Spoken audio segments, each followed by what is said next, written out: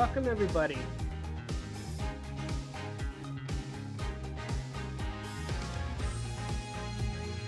I gotta adjust the monitor. Monitor is down too low.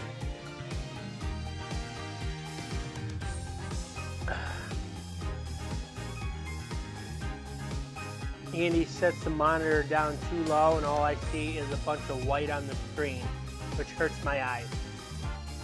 I don't know why he does that. But anyways, enough of that. You know what happened, Di?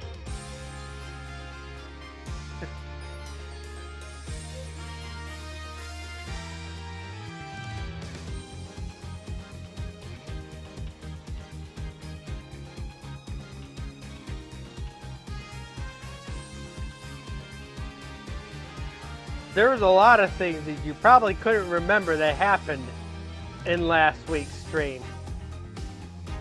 But if you need a reminder, the secret word is Toho.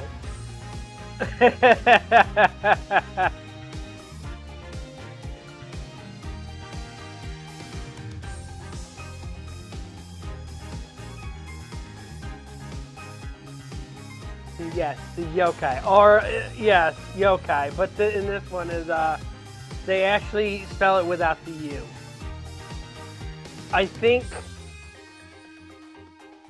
I'm not sure what the difference is. It's just that I know that this version they spell it without the U.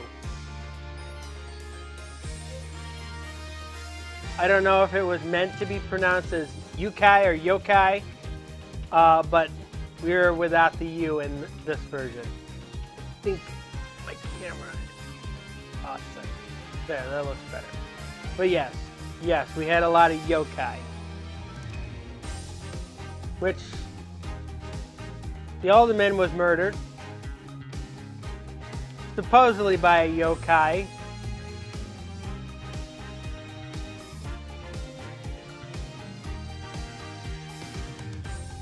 They assume he was murdered by Temataro. And they assume that the Nine-Tails Fox, or the amazing Nine-Tails, was killed by Temataro as well. I don't know. Some people speculate it's the Japanese spells it with a U.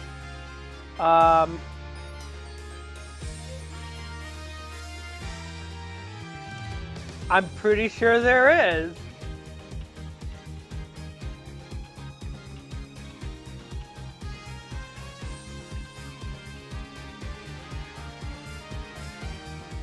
In fact, isn't there screenshots where Cyrano is the defense attorney?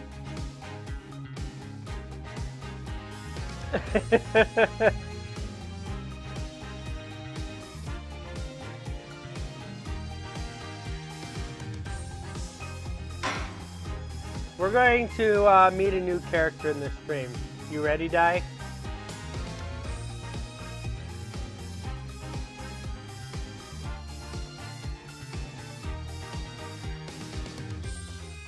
We were informed about this character in the last one.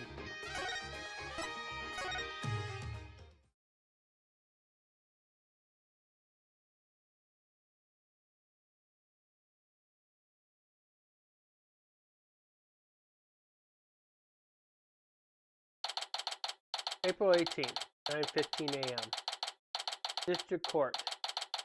Defendant Lobby, number 3.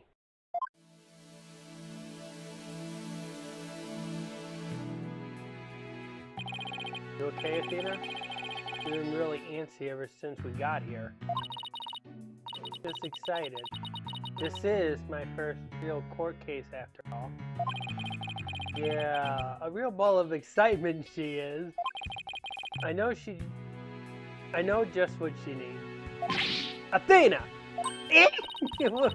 Didn't you ever learn about indoor and outdoor voices? I'm just trying to show you the best way to relieve your pretrial jitter. By scaring the daylights out of me? No, I find the shouting "I'm fine" in a loud voice really relieves stress. part of my Chords of Steel voice workout and a must before every trial. You want me to shout here? That's right, here. I'll go first. Then you try. Justice and I'm fine! Alright, I'm in theater sight. And I'm fine!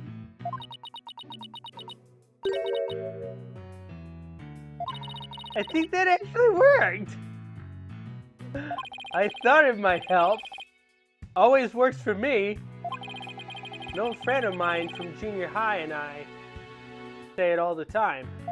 I see. A proven remedy to calm the soul. I like it. Hey, how about we finish off with a race around the courthouse? The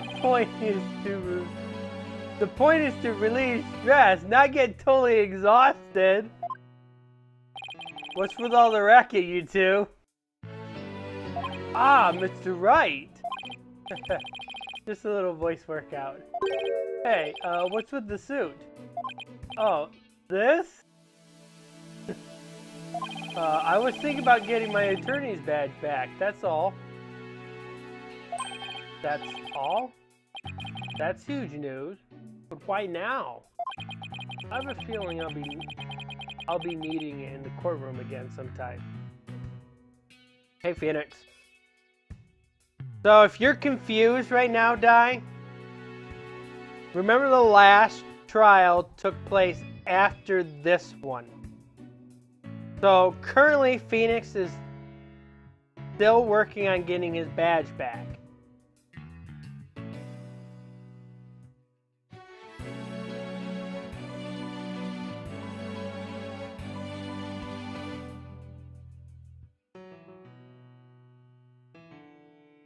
I said die, I didn't say Phoenix.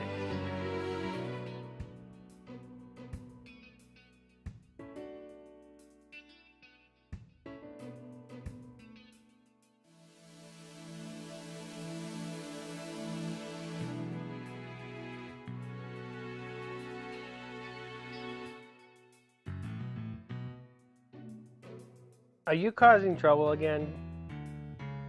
Are you causing trouble again? I told you to go lay down.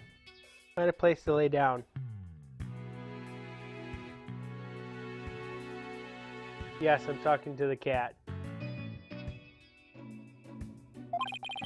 Well, we can talk about that another time.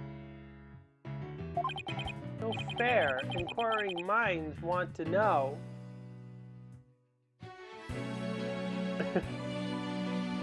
Phoenix. You're not the one getting an attorney's badge.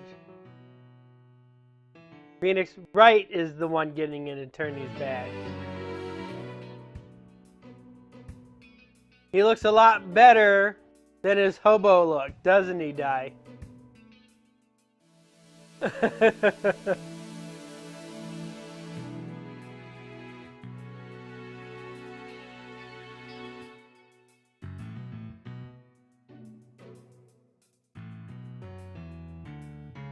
Unless you like his hobo style, or do you like him in his suit?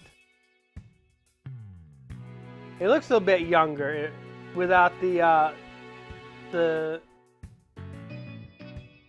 stubbles that he had in the last game, doesn't he?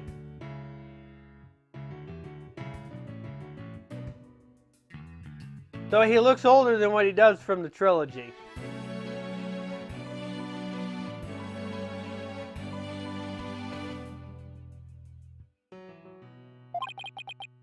Wow. I'm so used to him in his usual laid-back clothes. Well, we didn't see this in the last game, but that gives you a representation of what he would look like in this game.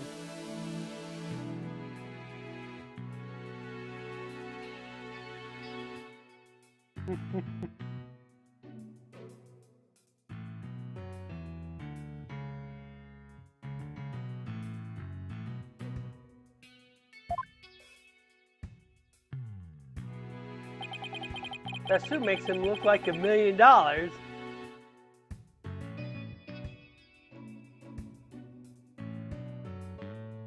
Isn't it available in Spirit of Justice?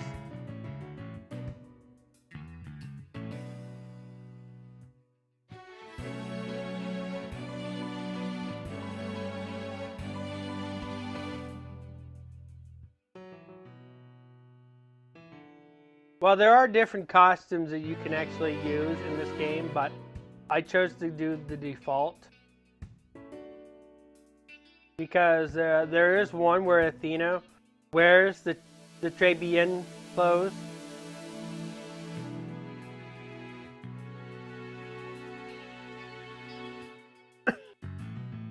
The dress that Maya wore in Trials and Tribulation, where she was working as a waitress. I think there is one where Phoenix Wright's wearing Fier Tigro's suit.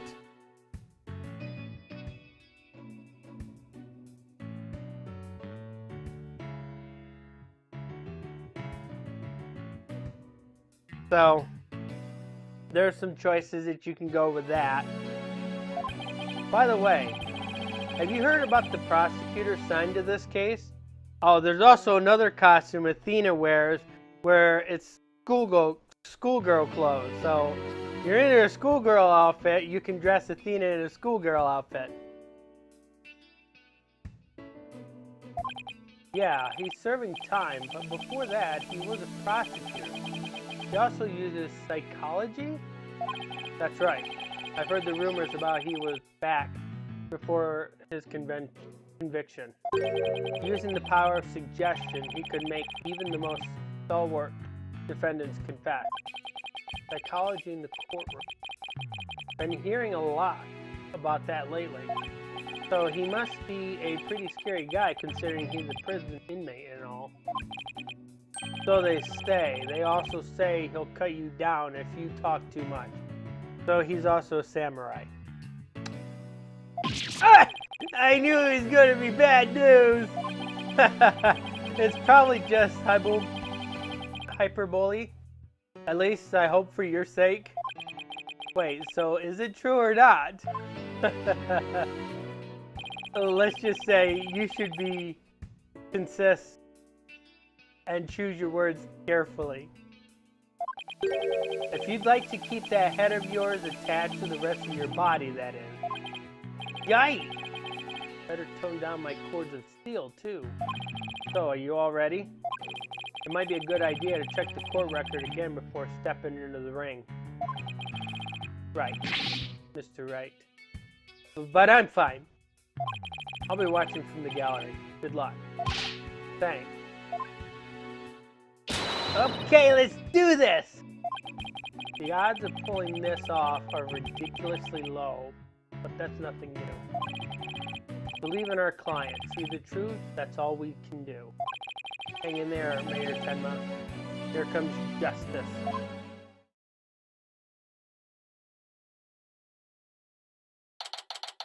April 18th, 9:30 a.m. District Court.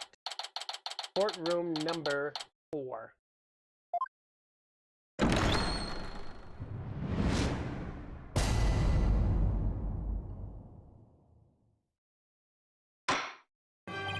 Court is now in session for the trial of Damien Tenma.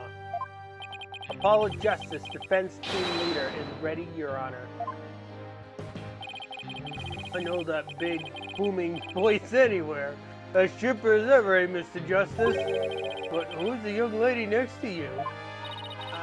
I'm Athena Sykes, Mr. Justice's junior partner, and fresh out of law school. Ah, well done. Full of beans too, eh? Excellent. Make an old man feel young again. The judge is lucky enough to see a lot of new attorneys. Now for the prosecution. It appears the prosecution is not ready yet. Never fear, for I shall explain. It's just a minor protocol complication, Your Honor. Sorry about that. Excuse me. The prosecution for this case is being escorted from prison as we speak. Prison? Oh, yes, of course. I almost forgot that he is currently serving time. Which usually is not the case in a real courtroom. They usually don't have a prosecutor that's serving time. Usually his profession is completely obsolete by then.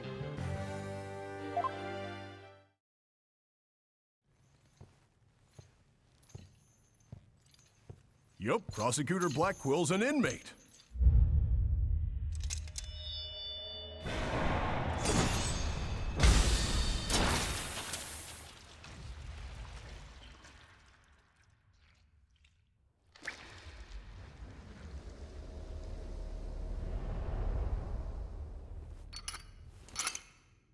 But even a convicted murderer still got a job to do and duties to perform.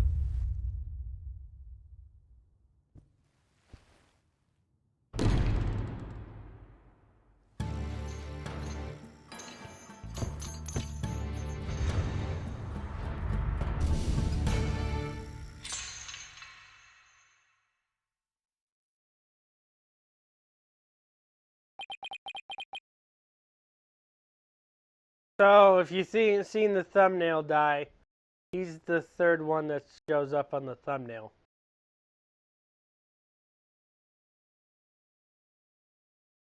So you've pretty much met all of them on the thumbnail at this point. Who's that with his bag to us over there? That's him. I'm sure of it. Prosecutor Blackwell. Is the prosecution ready?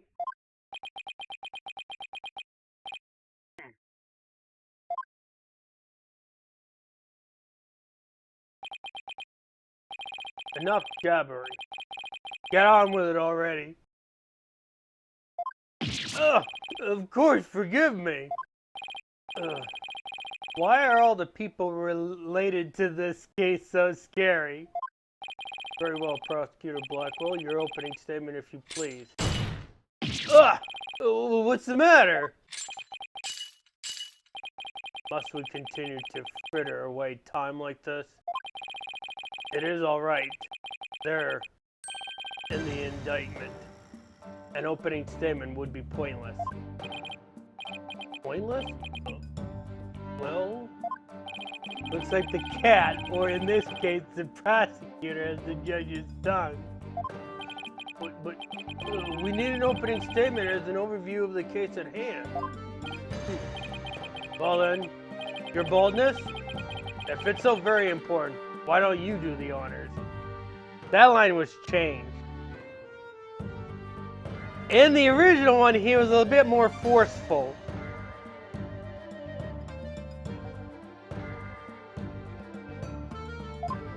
Oh, me?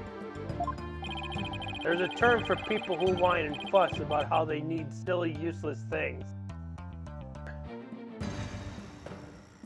Kind of like how Manfred von Karma was forceful.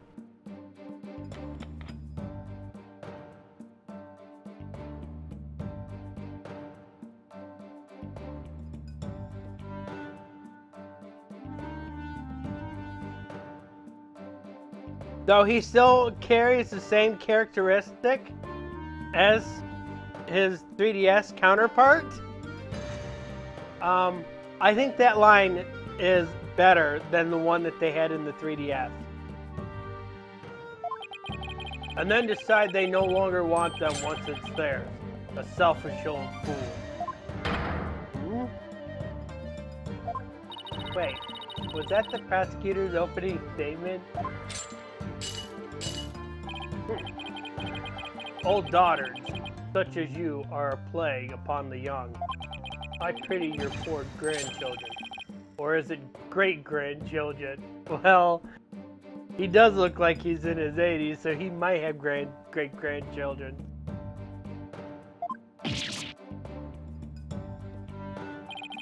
These years, I thought the opening statement was the prosecutor's job. Typically, in our court system, the opening statement is done by the prosecution and the defense, because the prosecution has their own opening statement, so they can relay their case, and the defense has to open up with their case. Then the prosecution will start their case. Once they finish their case, the defense will start their case. And then the roles are reversed, because when the defense starts their case, they do direct, and then the prosecutor does a cross. Which sounds confusing if you're just solely sticking with this gameplay.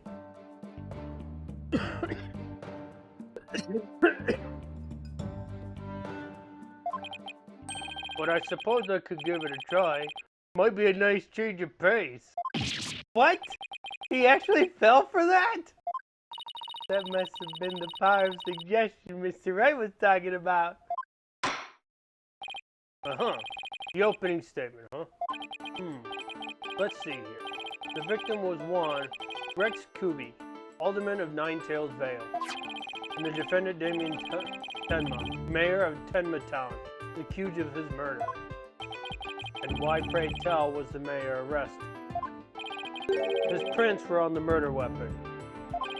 Plus, he had a motive, the elimination of the biggest roadblock to the municipal merger. The caretaker and the secretary, other potential suspects, both have alibis. And his daughter, who was also in the vicinity at the time of the incident, has no alibi, or has no motive.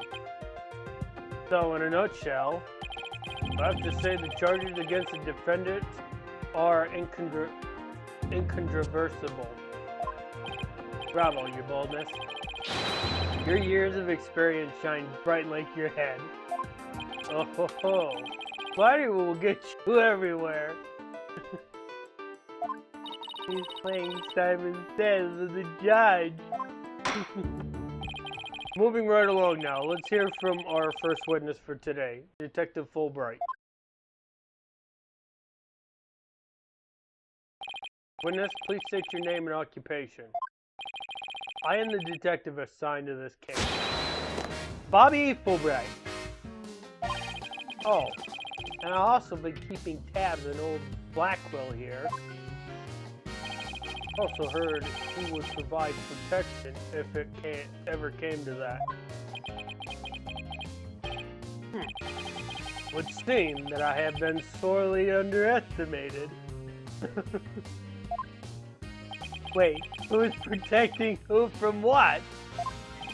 Still, I truly believe anyone can turn their life around. Fulbright, say your platitudes for funerals. Get on with your statement. That's the spirit. Justice must be swift and true. I see it in your eyes. This is hope for your rehabilitation and return to society. I will never give up on you. Prosecutor Blackwell doesn't seem to be intimidated. Or doesn't seem to intimidate Detective Fulbright. Well, you know what they say, ignorance is bliss. Oh. So, that's why Detective Fulbright was assigned to Blackwell? He's so oblivious? Now, let's have your first statement, Detective Fulbright. You got it. But first, I'd like to say to the defense that justice will ultimately prevail.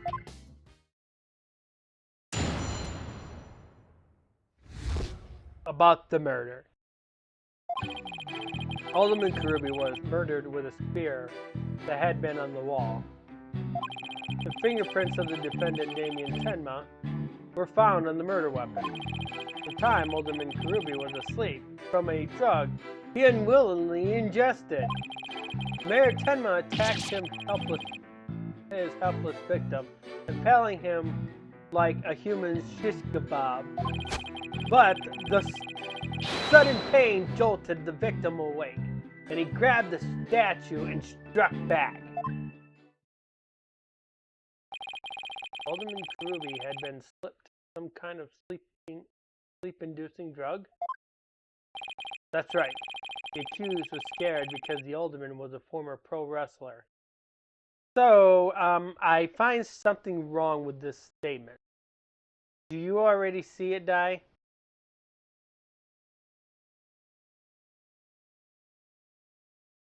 I wonder if you can already see it.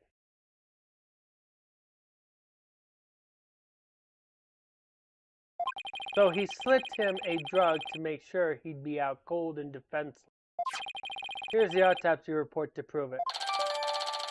Ruby's autopsy report added to the court record. And the victim managed to attack his attacker despite being impaled by a spear? That sounds almost superhuman. Is it even possible?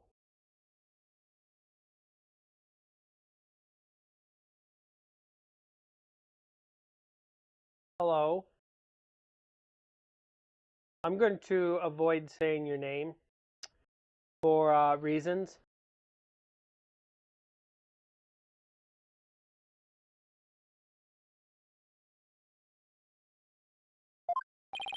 Well, he was a former pro wrestler after all. That spear was probably nothing more than a mosquito bite to him. Doubt that. Objection! Not so fast. Don't try to brush it all off by saying the alderman had been a pro wrestler. Do you really expect us to believe he could fight back after being skewered by a spear? Never heard of the incredible feats of which a man is capable of in a pinch, have you? Yes. Like the samurai of yore, wrestlers can battle through intense pain, sharpens their senses. Yeah, once you really know things about the WWE, is not that simple. Yes, there is such thing as adrenaline rush, but that usually only happens in the ring, not outside the ring. I used to talk about it with a former wrestler I met in the Clint. I don't know. It still sounds a little far-fetched. Does it now? Then prepare. Then perhaps we should test that theory on you with the edge of my blade. I didn't sign up for this!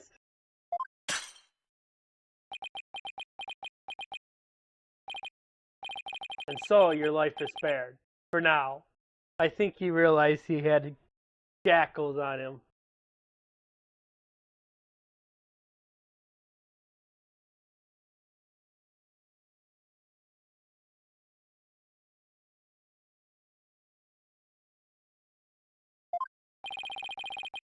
Please let the shackles be made of titanium. I don't want to die. My investigations are as thorough as they are foolproof. Or my name isn't Fulbright. It's Fulbright.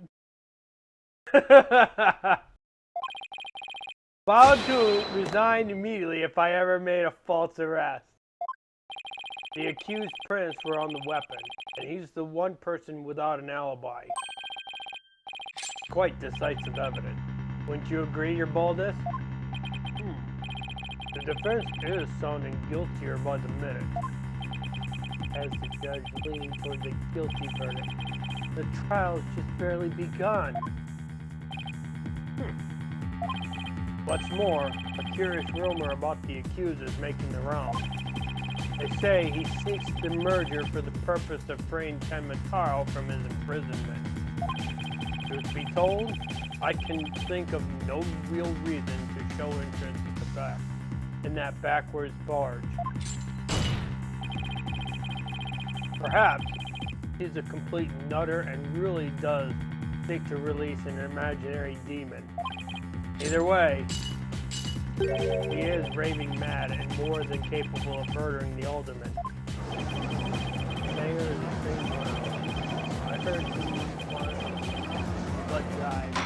I wasn't going to be able to finish the order. There will be no gossiping in my court. Your Boldness? Please take a gander at this armed blaster across his cranium.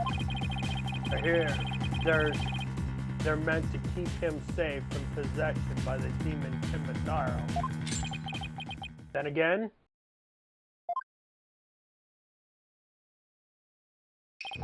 perhaps he's already under the demon's spell. Behold, the lunatic appears poised to lunge at you at any moment. Hold it! The rumors and quirks of Mayor Tenma has no relevance to this case. Besides, those charms on his forehead, they're just a fashion statement, I think. Come to think of it, such things don't seem relevant to the case, do they? Hold on a sec. I got a cat I gotta speak to.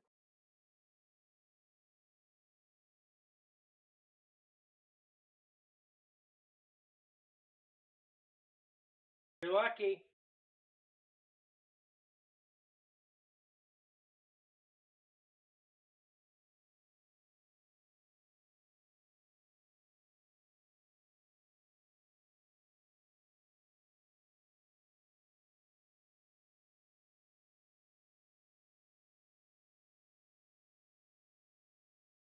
Lay down now. Go. Go lay down. Mean it. Sorry about that, guys. Heard the cat in the sink.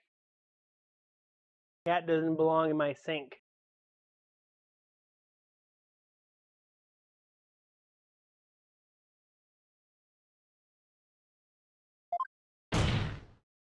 Prosecution will refrain from dragging our client's reputation through the mud. Go lay down now. Oh, what a dreadful, fearsome lass we have here. Phew, thanks for the lifeline, Athena. Careful, Apollo. He has the judge dancing on the palm of his hand. The power of suggestion is one of the more powerful tools in Simon Blackwell's arsenal. He's trying to manipulate everyone's impression to suit his objectives. This guy really is bad news. In any case, it seems the victim did manage to defend himself despite being impaled. What sort of weapon did he use against his attackers? None other than this statue right here. It appears to be a statue of two struggling creatures locked in battle. That would be the Timitaro and the Nine-Tailed Fox. Two yokai to be exact. On one side is the Nine-Tailed Fox, and on the other side is Timitaro. Well, I just said that. Quite interesting if you think about it. As though this very case were rendered in art. Fox and Demon statue updated into the court record. Mr. Justice, you may proceed with your cross-examination.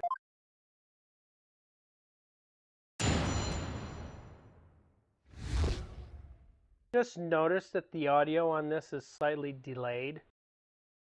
But that has to do with the switch port and not the other ports, I believe. Because I don't remember the audio being that delayed.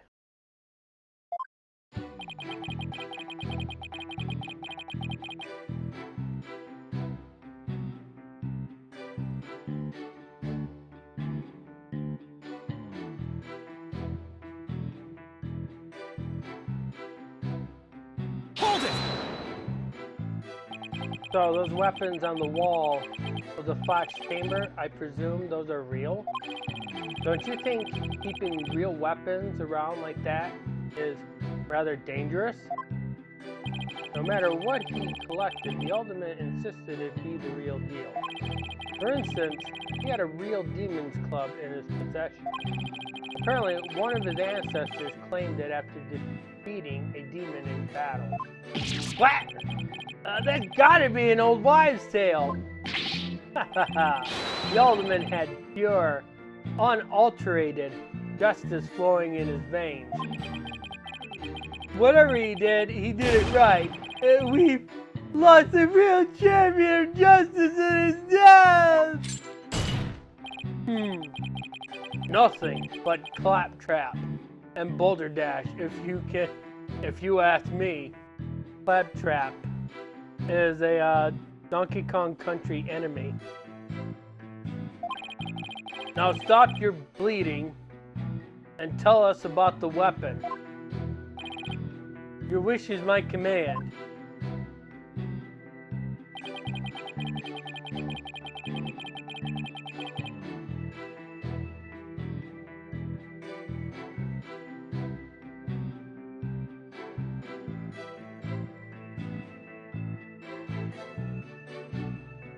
Hold it! Doesn't make sense. If you think about it, Prince could be easily wiped off.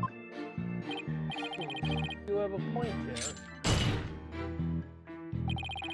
I meant to say he did not wipe off the Prince because he could not. What do you mean? Looks like he wants you to figure it out. Well, don't just stand there, show him who's boss. I'm totally lost. So why don't you just tell me the answer already? I don't think you saw that plea for help. You feeling alright, kid? Running a fever, perhaps? I wish trials came with a reset button.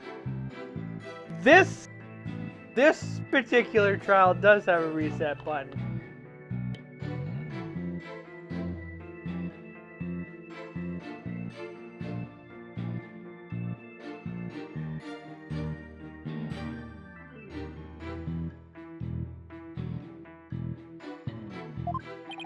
Well, the specifics may yet come to light. Please proceed, Detective Fulbright.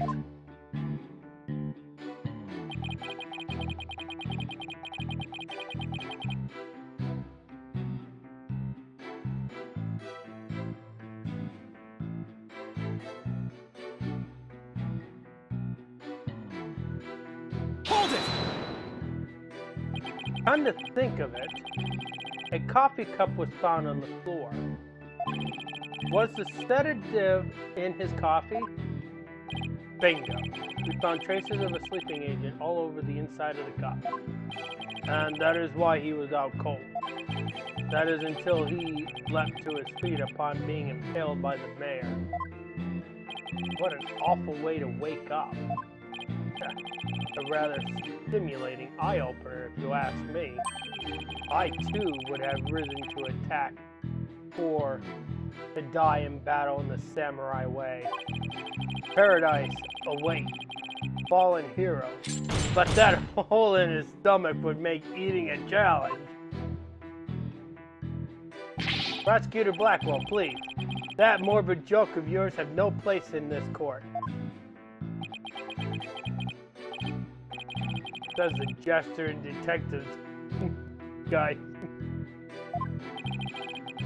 Moving right along.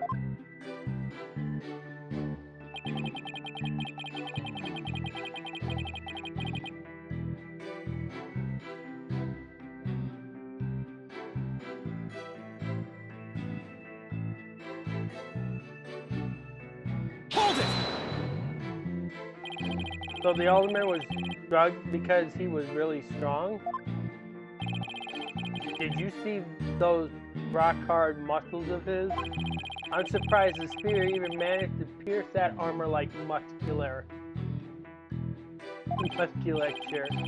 I admit I'm completely jealous of the wretched body of his. That just means he's just pumped his body with a lot of steroids. Naturally the body doesn't build up that way. You have to use male enhancements to create a body like that. Steroids is one of them. Well, he did look pretty buff, even in that suit he had on. Quite a difference when compared with a yellow belly like you. Yellow belly? Who even says that anymore? Yeah, and the color's all wrong too. Oh, I know. How about a squishy red tomato? I move to strike both of your comments from the record. Mr. Justice's character is not the issue here. Now let's get back to what happened after that far more muscular alderman was impaled. Yes, well, your average person would likely have died on the spot.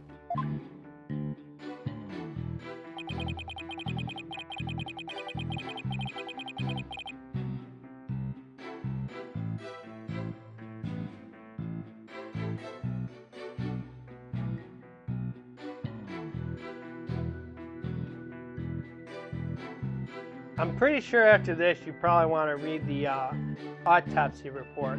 Hold it! Could he really have attacked his attacker after being impaled with that huge spear? Absolutely. After all, he was once a pro wrestler. The injustice of being drugged and speared was answered with a righteous counterattack. But does being a former pro wrestler makes him superhuman? Absolutely. After all, he was one of the good guys, like a superhero on the side of justice. Even though he was retired, he could still don his superhero guise in time of need. Objection! You need to lay off the comic books, detective. We're talking about real life here. Setting aside the half-wits flights of fancy, the fact is this. The court-ordered post-mortem included the victim wound after his skewering. So he found the strength somehow to attack his attacker, huh? Detective Fulbright's testimony sounds airtight. No wonder he's so confident. No, he only thinks it's airtight. It's up to us to poke some holes in it. That part about the alderman fighting back sounds like a big hole waiting to be poked.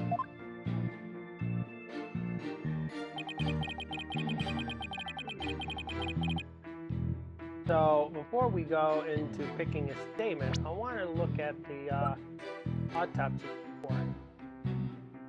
Cause of death. Stabbed with a spear. Estimated time of death around 3:20 p.m. The victim had been in a drug-induced slumber. We cannot analyze it.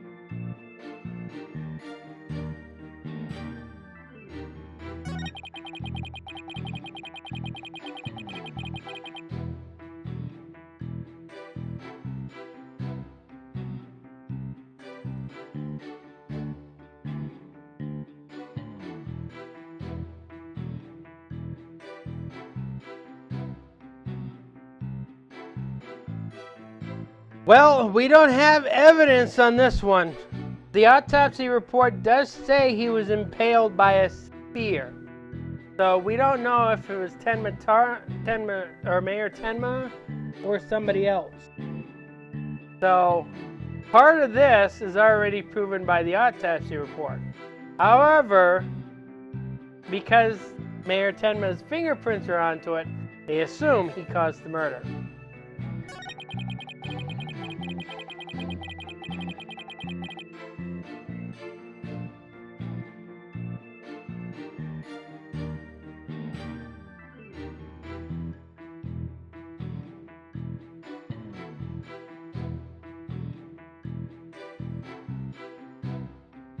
Based on what the one of the evidence says, we could probably use this statement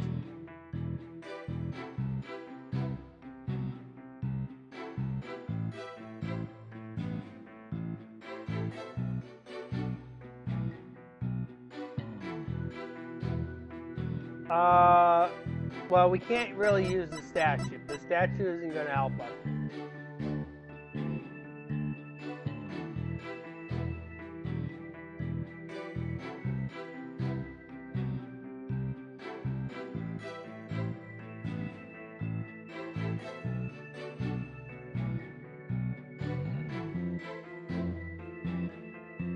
Start with this one.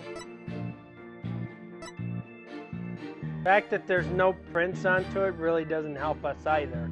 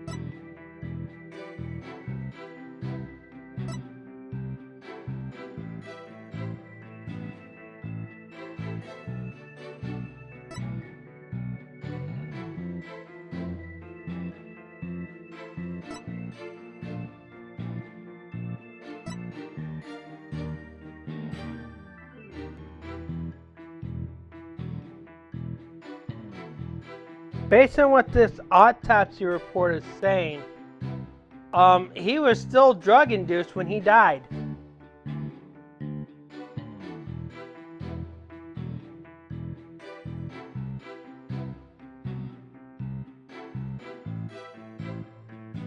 We'll see if it's correct.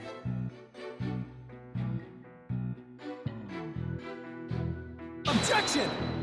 Nope, not correct. Consider the evidence. There's absolutely something wrong with that statement. Your Gale knows no bounds. It's shocking, really. What's that supposed to mean? You stand there brazenly objecting to perfect factual statement. One does not see such shameless behavior that often. A penalty for a shameless attorney. Oh no, looks like Blackwell is turning the judge against me. Okay, but based upon that, there's still something wrong with that statement, but it's not that. You can always have Andy look this up.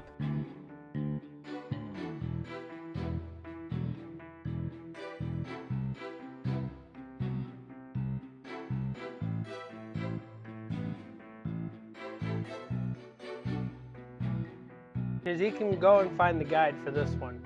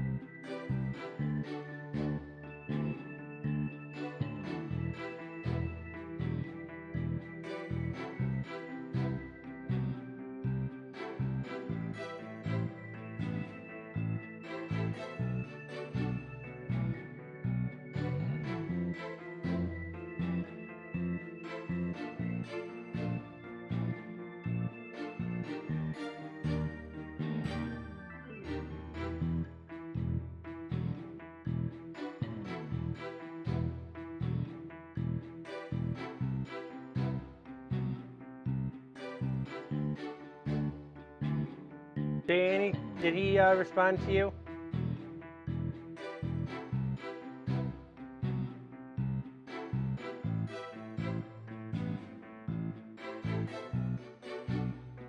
Nothing?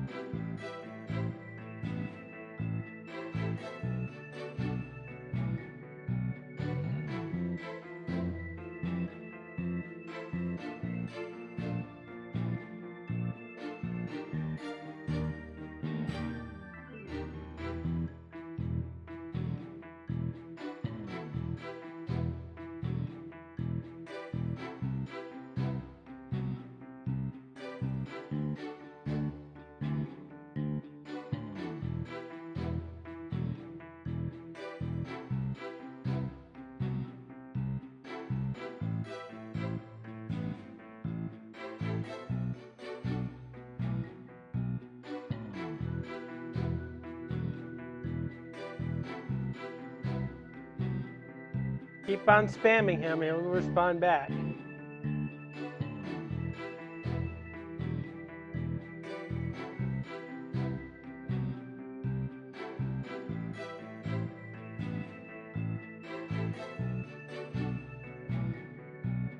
Okay.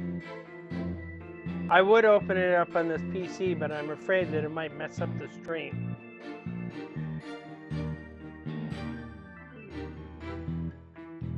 And if my laptop had battery... Objection! Okay, you did say statue. I said it may not be correct. Did the alderman really strike the mayor? What? Are you questioning my sense of justice? Your so-called justice needs to find itself a pair of legs to stand on. You claim the alderman struck back after the mayor put a spear through him. But the statue had supposedly used to defend himself creates a major hole in your theory. It would appear that the defense has a counter-argument. Very well, let's hear what the defense thinks is odd about the detective's statue theory.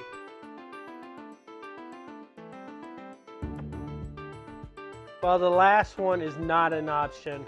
I can just tell you this right now.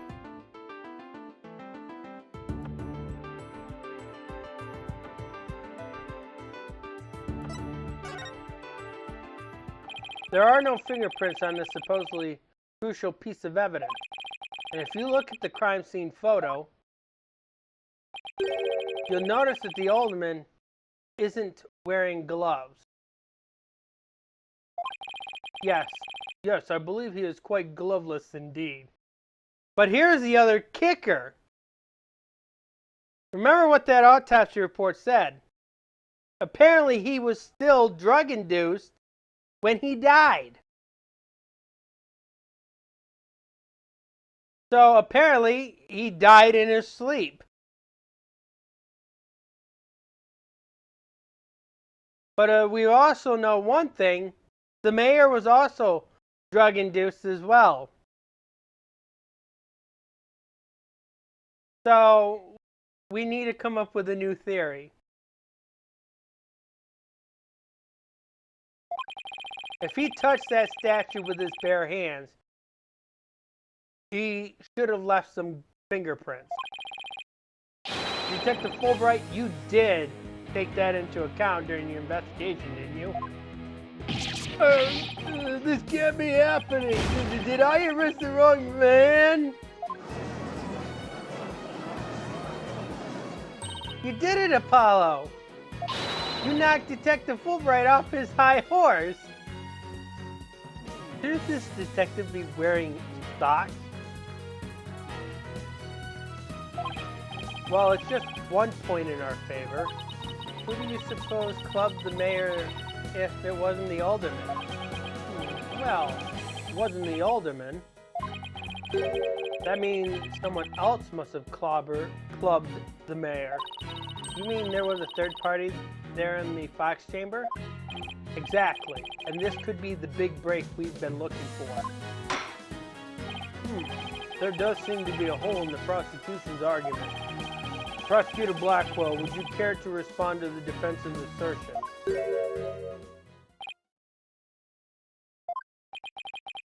The least you could do is look at me while being dismissive. Your mind is as dull as an unhonored blade, Justice Dono. Justice Dono? He's been watching too many samurai flicks. It will take far more than that to cut down Simon Blackwell. I whelp such as you has no hope against my superior swordsmanship. This is a trial, not a sword fight, Prosecutor Blackwell. There is a perfectly good explanation for the lack of prints in the statue. You might recall that bloodstained cloth found at the scene of the crime. Well, it just so happens that the blood was the mayor's. So, what are you getting at? Hone your mind, boy. Why was there blood on that cloth? Solve the riddle and you shall see the hole you thought you found is but an illusion. Let's see. How was the cloth? Was it used?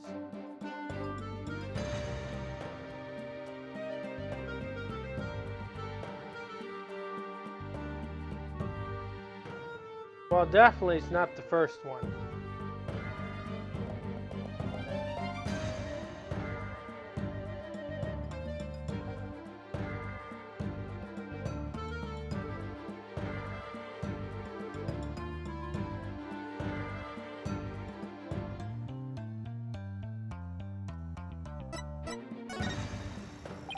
Maybe the alderman wiped the statue in the cloth. In short, he wasn't touching the statue directly when he used it to strike back at the mayor.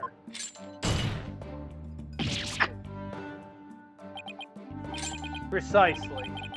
Bully for you, boy. Aw, it was nothing. Apollo, don't let him start manipulating you too. You just closed the hole for the prosecution. I did. I did! Right. That a statue wrapped in cloth would leave no fingerprints is as plain as day. But this also proves that there are no holes in our theory of the alderman striking back. Oops. Fox and Demon statue updated in the court record.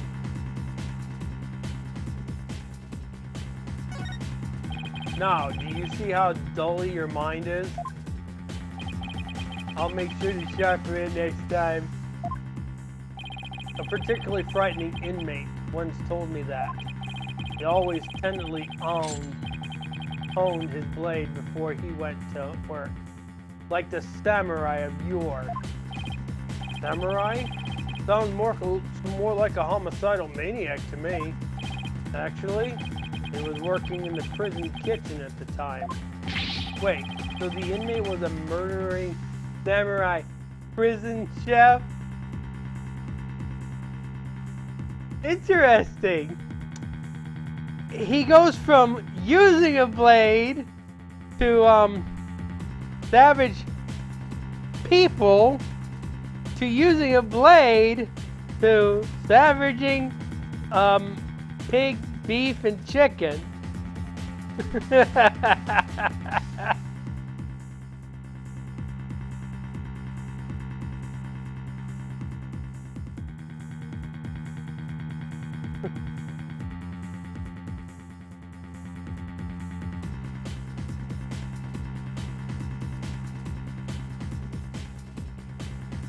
Yep, first going from Jackie Chan to Gordon Ramsay. There we go.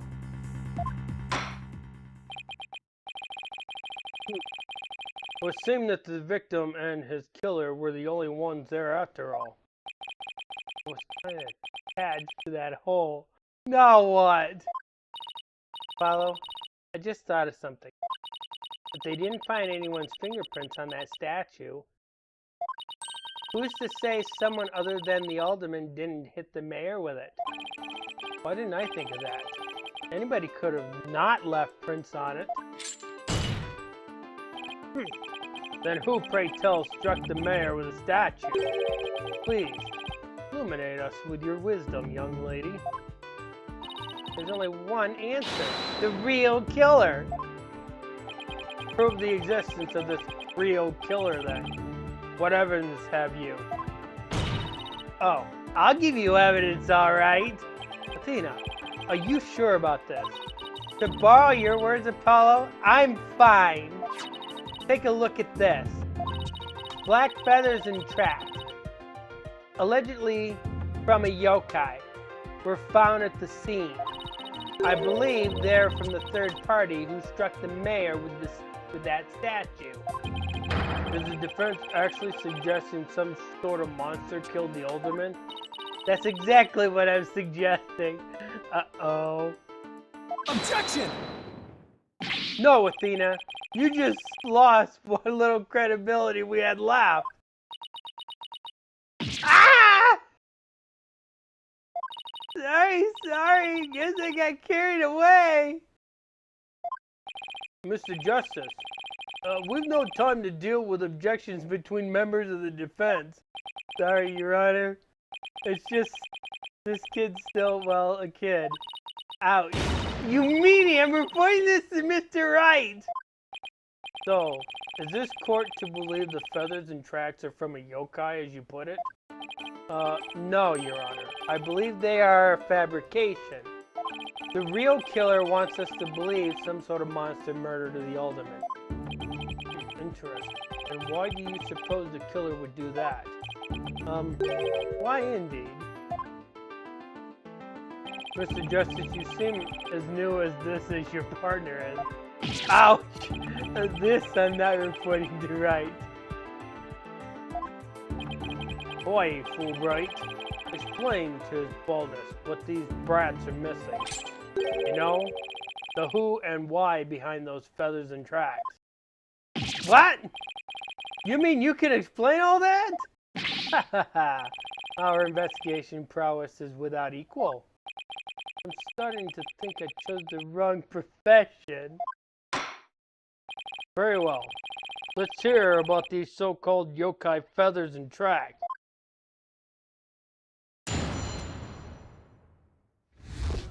Feathers and tracks. This entire case centers on one man's attempt to crash opposition to the municipal merger. Mayor Tenma panicked when the amazing Ninetails helped embolden the protest. So he stoked the villagers' feathers by fabricating a monster. The strange feathers and tracks he planted made it look like a yokai was the killer. Those feathers and tracks stoked the villagers' fears? Absolutely. He knew exactly how to prey on their superstitious minds.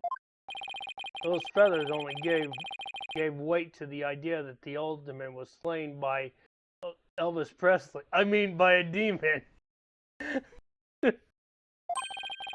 the accused demon Tenma, that is. Elvis Presley who? I mean Tenma who? Tenma, the legendary demon, attacked away in the village forbidden chamber. From a young age, the villagers are taught to fear the great black feathered demon, and thus were they blinded to others' more plausible explanations. Hold it!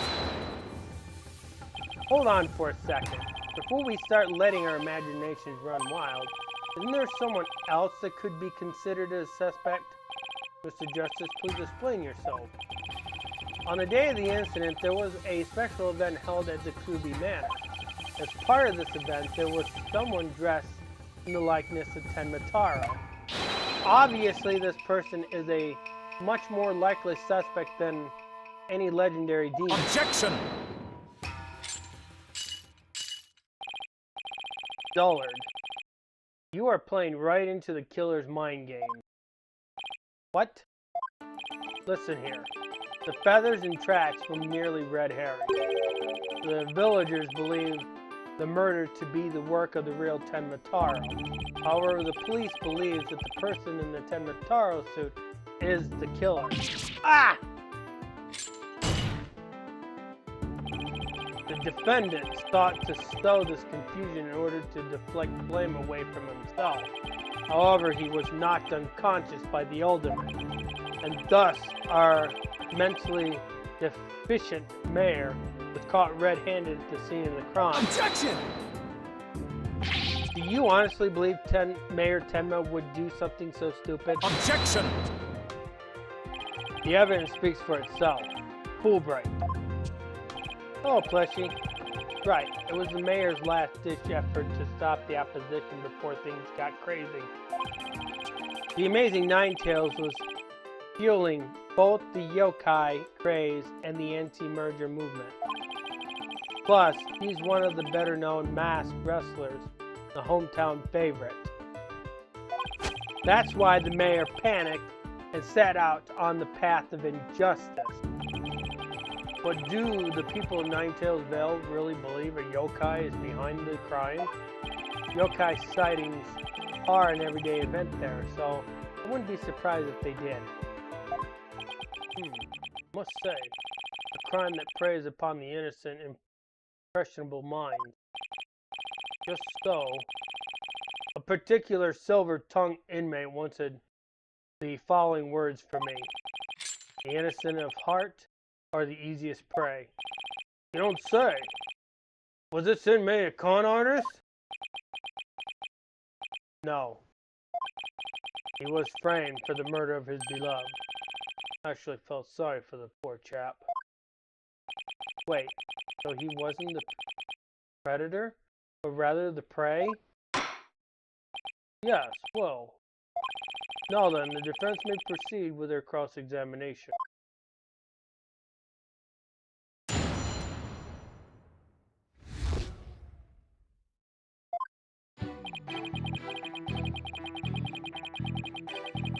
Di has somebody to help. Has somebody else to help her now.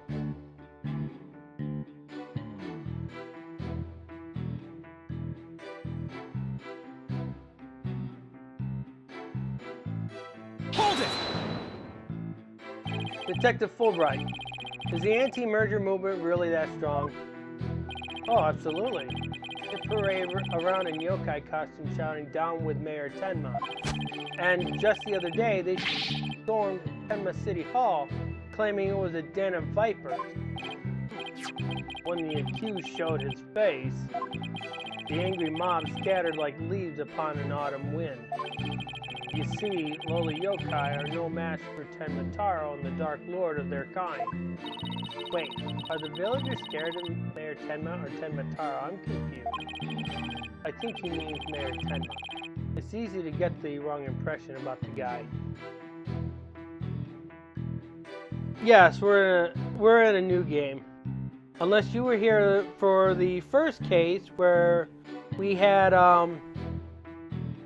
Gaspard Payne or Gaspin Payne.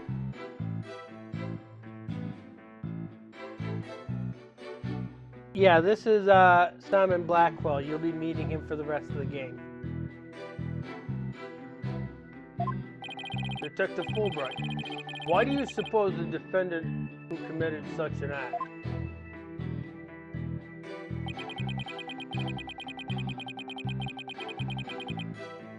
Hold it!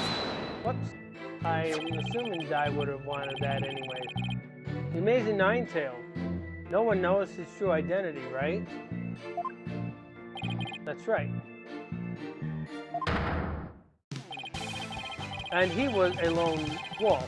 Or in other words, he didn't belong to a wrestling federation. He appeared like a shooting star defending one Tenma-town wrestler after another. And before anyone knew it, he was champion. Like the samurai of yore, surrounding thick with enemies, he cut them down one by one. It was a complete and utter loss of faith for Tenma-town pro wrestling. You like the amazing Nine-Tail Veil theme? There are some good music in this game. I usually just stick with like the trial themes and stuff like that, like the trial beginning themes, telling the truth. I don't know why there's like a whole bunch of different names. In this version they call it Announce the Truth, which is basically the same as the Telling the Truth music. The only one that I know that's different is the Investigation, where it is considered Confess the Truth. But we have a different development team that did this game because the main team was actually working on the Wright Ace Attorney when this one was being developed. And this one got finished before that one did. He was amazing. If ever there was a real superhero, it would be him. I dream of becoming a true champion of justice like him someday. I bet Detective Fulbright would be a great pro wrestler. He could even team up with Prosecutor Blackwell up against Shawn Michaels and Triple H. A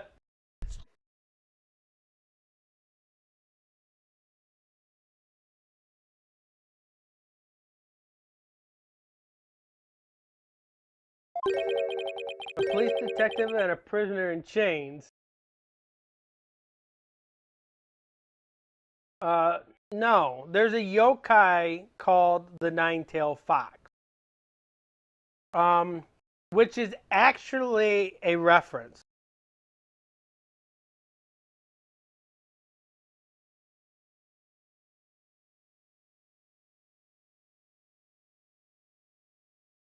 I don't think there was much of a choice. They were already working on the Wright Ace Attorney before this one was in development. So, because they were still working on that one and they needed a mainline game, the sub-team ended up starting to work on the mainline game. Yes. Think of Majora's Mask. There's a nine-tailed fox in Majora's Mask. I'm pretty sure if you played Majora's Mask, you know what I'm talking about.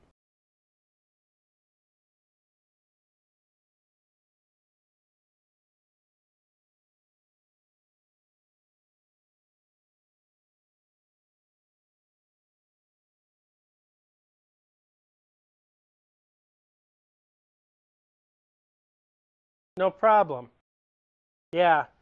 If they weren't working on, well, I guess I wouldn't say it was, what was it, Wright Ace Attorney?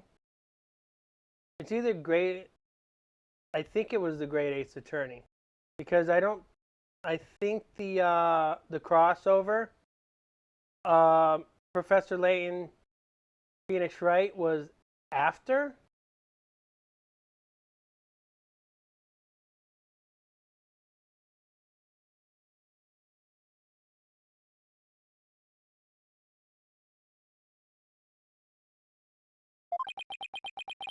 You know, I think people would actually pay to see that. I know I would.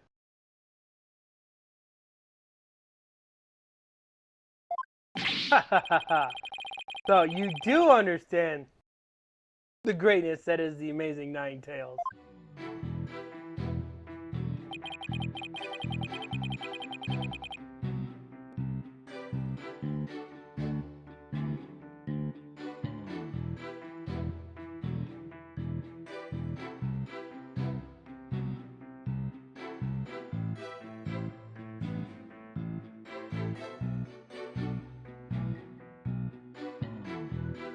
Hold it! Also reminds me of Naruto, the Nine Tails. I'm thinking it's the same reference. Naruto is a Japanese style animation, so That would make sense. I think it's all the same reference. Did the murder and the yokai evidence really stoke the villagers' fears? Absolutely. I had an immediate effect. The presumed return of the dreaded Temataro has them shaking in their boots. Oh my, is it really that bad? A superstitious bot. It's as if Jack the Ripper had been set loose in their village. The mere thought of the demon lurking about is enough to spark a massive extra. I think I butchered that word, I know I did. I see. That's a very persuasive argument. The mere thought of His Honor buying into Simon the Psycho Slasher's word means me want to spark my own extra dot out of the courtroom right now.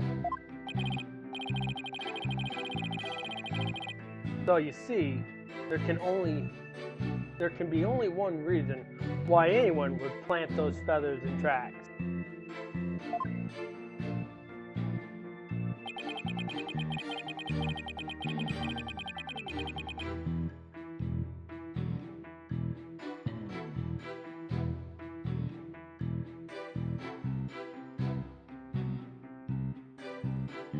Hold it! But it doesn't add up. If what you say is true, why top it off with murder? What do you mean? You claim that our client planted the yokai evidence to stoke the villagers' fears. If so, then why not stop there? Why murder Alderman Kurubi? Excellent point. It is, isn't it? So Your Honor agrees there was no reason for the murder, correct? Objection! Perhaps the killing was on the spur of the moment. You're saying it wasn't premeditated? From the outset, I had no intention of paying heed to any of your babble. However, the fact is the mayor made a startling discovery. Startling discovery? Why don't I like the sound of that? Alderman Kurubi's secret identity. Apollo. I think Prosecutor Blackwell has figured out the Alderman's secret identity. But even if he has, why would it be a motive for the mayor to commit murder? This is not good. This patch of fur was discovered at the crime scene. It's from the mask worn by the amazing Ninetails. Therefore, we can conclude that this mask was at the crime scene. Oh my. Why would it have been there? The victim was a former pro wrestler and a member of the anti-merger movement. Need I say more? Well, could it really be? Your baldness has had an epiphany, I see. Our victim, Rex Truby, was the amazing Ninetail. And the mayor's discovery of this fact was his motive for murder. No!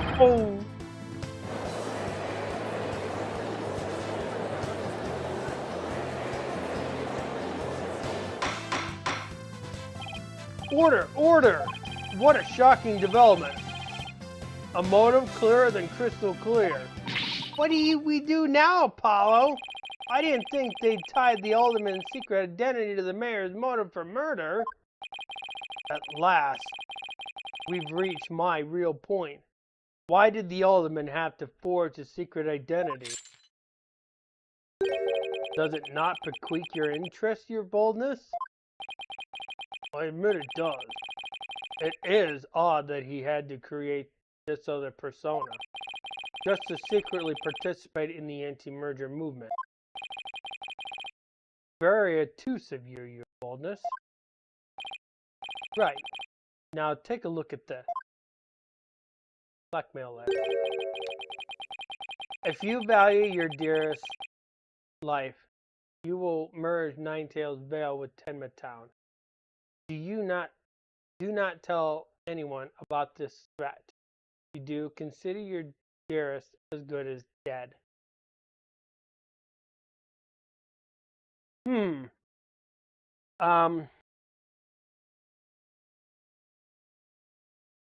Want me to read that again, Di? Let's read it closely. If you value your dearest life, you will merge Ninetail's veil with Tenma Town. Do not tell anyone about this threat. If you do, consider your dearest as good as dead. Who do you think that blackmail letter is addressed to?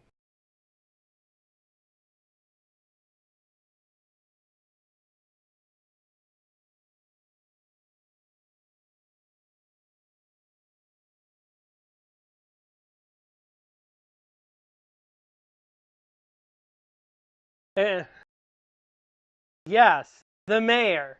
The dearest life that they're referring to, the only one we can think of is who?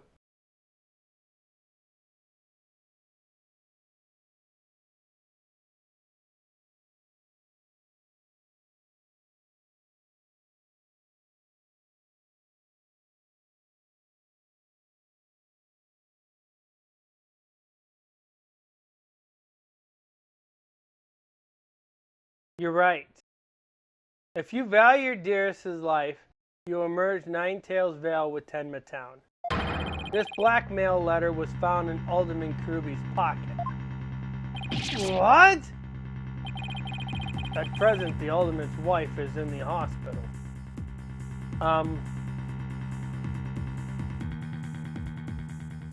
They're going with that theory. And that letter is clear evidence the mayor was blackmailing him by threatening her life. Wait, didn't the blackmail letter sent to Mayor Tenma go missing right after the alderman's murder? See? You think maybe the killer took the letter from the mayor after the murder, and planted it in the alderman's pocket? It's possible. We don't have any proof that that's what happened. Talk about being up to the creek without a paddle. Blackmail letter added to the court record. So we got a blackmail letter that's supposed to be addressed to Mayor Tenma, not the alderman.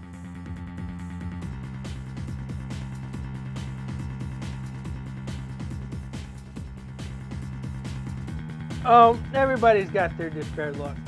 She has a different one when you see her faced up. I don't know if you've seen the very beginning of this game, but Athena suffers from post-traumatic stress disorder. And you see a little bit of that at the very beginning of this game.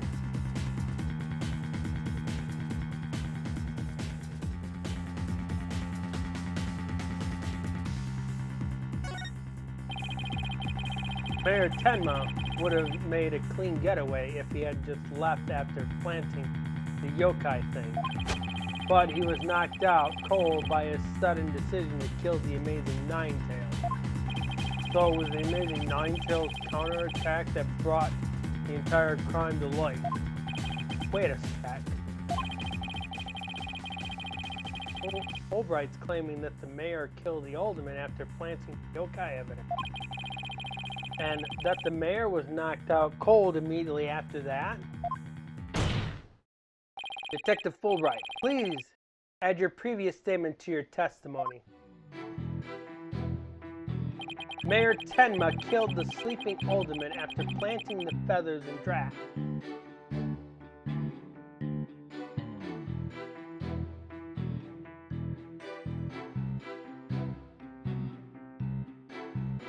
This one's going to be an easy one. Hold it! So let me get this straight.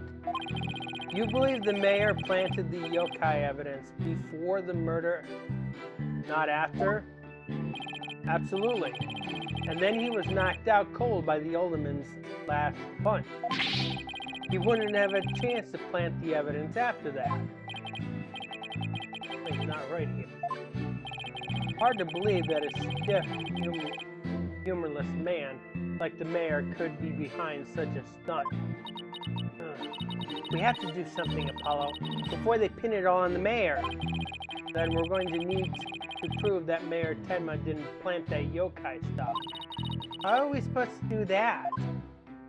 Well, actually, it's pretty easy. Because of that statement, we got everything that we need. That's probably where you want to go, right, Di?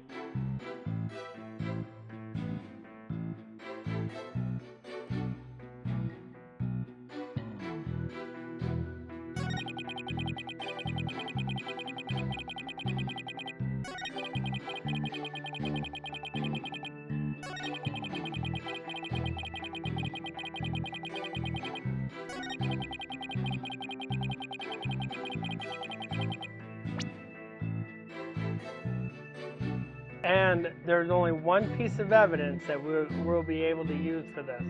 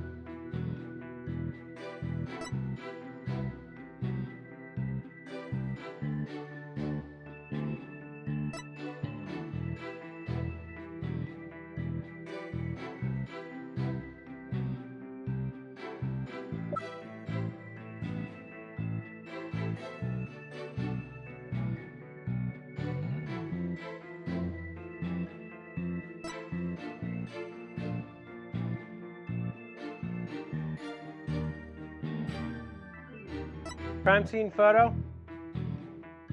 You want to go with that too, Di?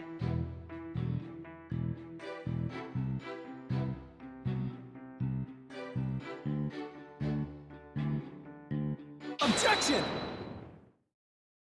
Detective Fulbright, your sense of justice is anything but fair. What's this? You dare question my justice again? Yes, and I'm going to prove it to you. Take a look at this photo. This is a crime scene photo. And just what does this prove? Well, first of all, none of the feathers are covered in blood. And the tracks themselves are blood. So there's no way for this to happen before the murder. It proves when the feathers and tracks were planted. But I already told you they were planted before the murder. The defendant planted the yokai evidence, then was knocked out while killing his victim. But that would be impossible. If you look right here, it's clear when the feathers and tracks were left at the scene.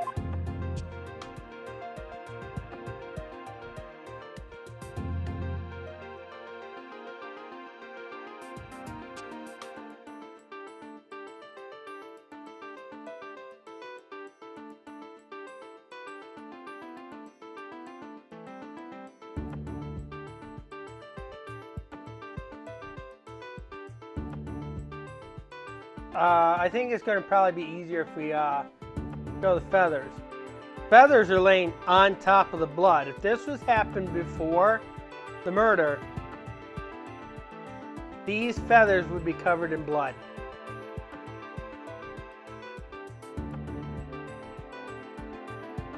Take that! Aren't you just pointing to the yokai feathers and tracks, Mr. Justice? Yes. See how the feathers are on top of the blood? The tracks were made in blood? In other words, the yokai evidence could have only resulted after the murder. Then the mayor must have planted the evidence after killing the alderman. But you said yourself the mayor had been knocked out unconscious thereafter. There would have been no time for him to plant any evidence at all. Therefore, there must have been someone else besides the murder and the alderman at the crime scene. There must be some mistake.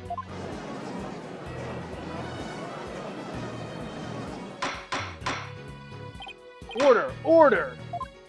Where's your evidence? You can't possibly have any, can you? Evidence? Oh, I have evidence. In fact, I have an eyewitness's testimony for you. You do? But how? My vaunted sense of justice really just half-baked.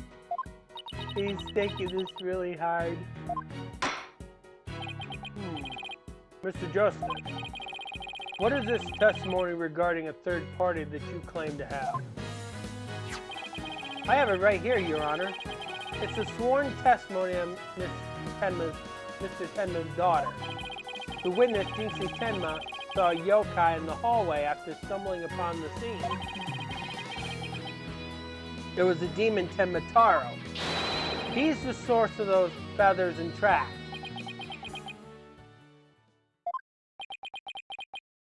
Now we gotta let him explain.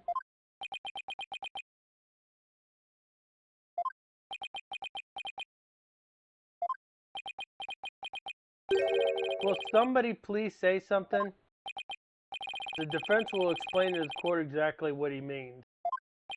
You dare to mock this court and justice itself? You're unfit to bear your name, boy. Your boldness. It appears the defense attorney here is delirious from exhaustion. Hold it! Apollo, think of something quick before you're held in contempt of court. What do you think I'm trying to do? Before you decide whether I should step down, please hear me out. Very well, Mr. Justice. I'm all ears.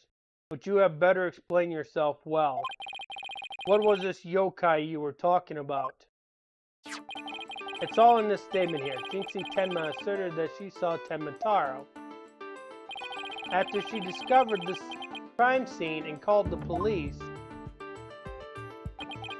she came around a corner in the hall. It was around here. As she saw Tenmataro fleeing towards the foyer. The defense asserts that whoever was impersonating this monster is the one who left those feathers and tracks behind, intentionally or otherwise. What? How incredibly unjust! Why have you heard about this before? The defense just proved there was someone else. So the mayor is the killer. With all set out, the prosecutor is convicted felon after all. Apollo, the momentum has shifted in our favor. Good. Now let's keep it that way. Objection!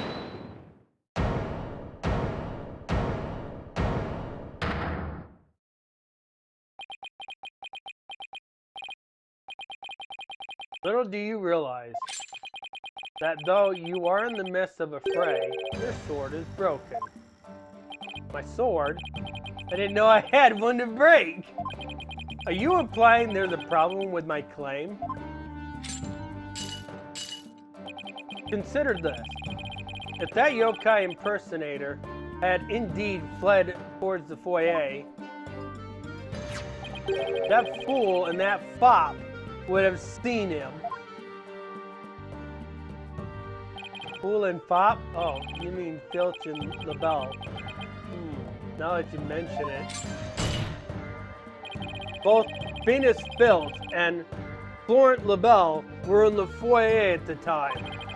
But they haven't stated that they saw a yokai, have they? Did you ever consider that that yokai was but a figment of a scared little girl's imagination? Ugh. Why didn't those two set the Tenmataro's impersonator pass by? Or see the Tenmataro impersonator pass by? Well, why don't we ask them ourselves? I was just about to say that myself. No, really, I was. The defense would like to call Mr. Phoenix Filch, caretaker of Groovy Manor, to the stand. I just know he might have seen something.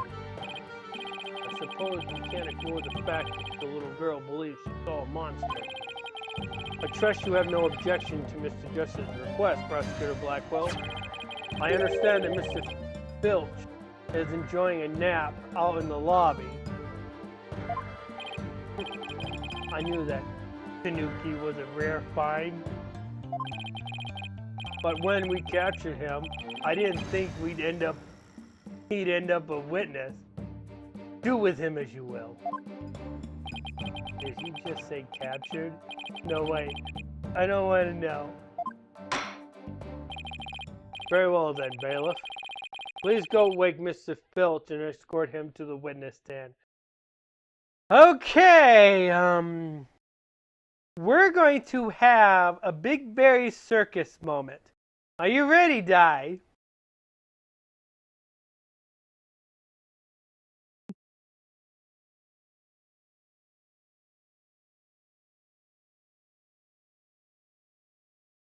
Remember the Berry Big Circus?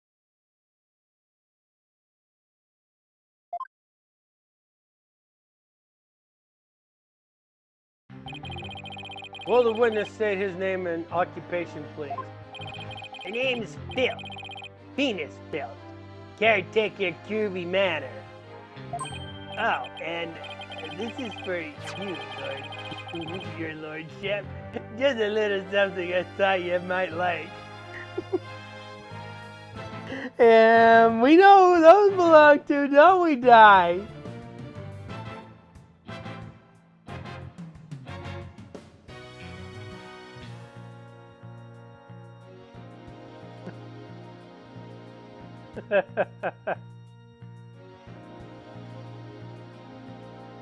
This kleptomaniac. Oh my, what a fabulous pair of shoes. And your honor will do just fine, Mr. Filch. It's those shoes again. Don't they belong to Detective Fulbright? Don't tell me Filch stole them again. They're all yours, Your Honor, sir. Embarrassing himself. But what? But they seem awfully expensive. Yep, too expensive for me, but I reckon they'd be perfect for someone like Your Honor, yeah. Coin gesture, but legal ethics dictate that I can't accept such gifts. Ethics, nothing. Just take them if you want them. Polish them up real nice for you, too. I'm sorry about the shoes, Mr. Filch, but I will accept your testimony. The court would like to hear whether you saw Temitaro in the foyer after the murder.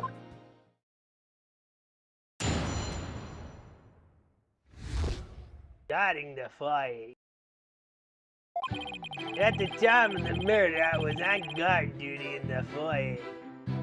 Just like Mr. Caribbean asked. I was making sure no one, fair, foul, fishy, or otherwise, could get to our guests. I was still in my office keeping a good watch when the murder happened after 3 p.m. I didn't see nothing out of the ordinary. No sirree, no creepy pasta crap. That yokai you kept jabbering on about was a phantom of a little girl's dream. So you're telling me this court you never saw anyone dressed up like Temitaro? Yep, was guarding the whole time. That's the truth, the holy truth. And nothing but the truth. Nutter butter. And Temitaro, bah! You don't really believe in all that yokai mumbo jumbo, do ya?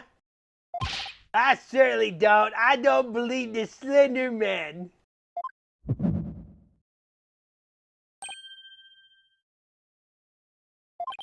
My bracelet. It's... Something the matter, Apollo? My bracelet keeps squeezing my arm. Really? Do you think Mr. Tanuki, Filch, has been lying to us? I wouldn't rule it out. Now, if I could just zero in on some sort of nervous habit. What in the?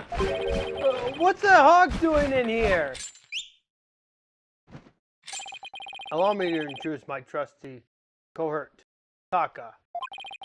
He seems to have taken quite a liking to the courthouse. Made it his new home, in fact. He doesn't live with you, no.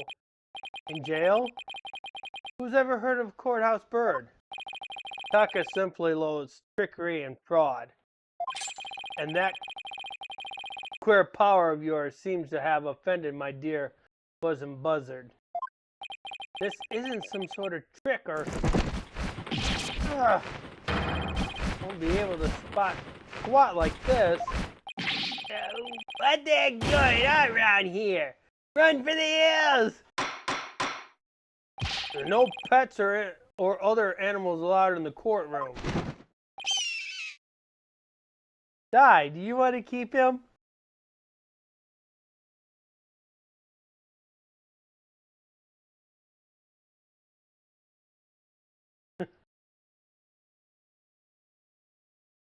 You want to keep Taka? Somebody help! Oh, he's merely having a bit of a spot. He won't harm you. Save when truly famished. In that case, Prosecutor Blackwell, you will ensure your feathered friend is properly fed. Looks like we have to do this the old-fashioned way. We'll be fine, I think. If there were someone dressed at Tenmataro there, Filch should have seen him. We'll just have to put our faith in Jinx's statement now. Mr. Justice, please proceed with your cross-examination.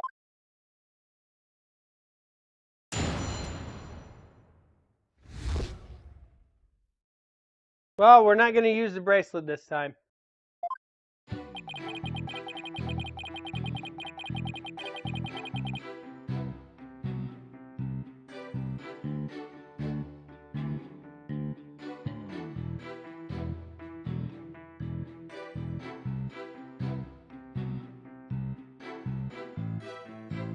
Hold it! Mr. Filch, why did Alderman Kruby have you handle guard duty? Hey, I am the mayor's caretaker after all.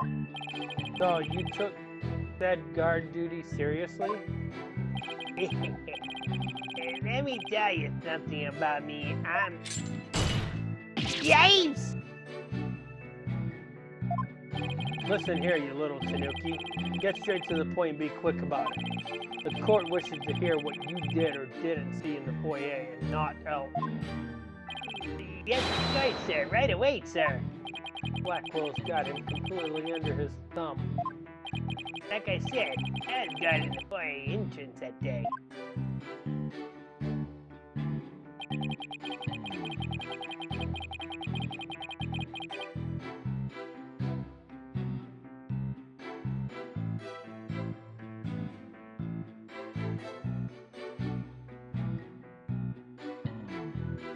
Hold it!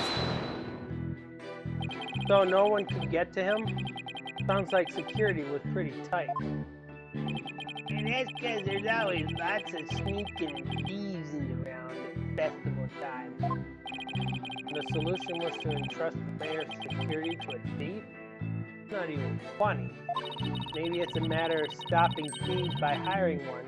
After all, it takes one to know one. I don't know, it seems more like letting the fox guard the hen house to me. I get that. You let a fox guard a hen house and your hens are going to be eaten.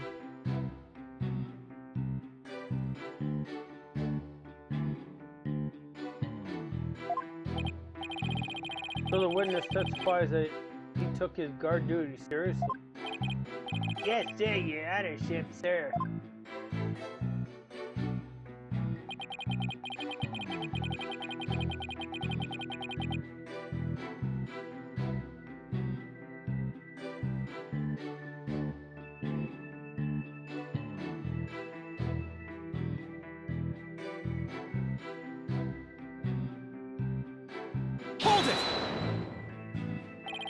Did you really keep an eye on the foyer the entire time? Well, guilty. Working hard my whole life. Only to be spared by some green hornet and his fancy schmancy suit silly haircut. Ah, sorry, Mr. Blackwell, sir. Didn't mean to get off subject there. Geez, Blackwell didn't even say anything. To answer your question, yes, I kept an eye. No, both of them, in fact, on the foyer.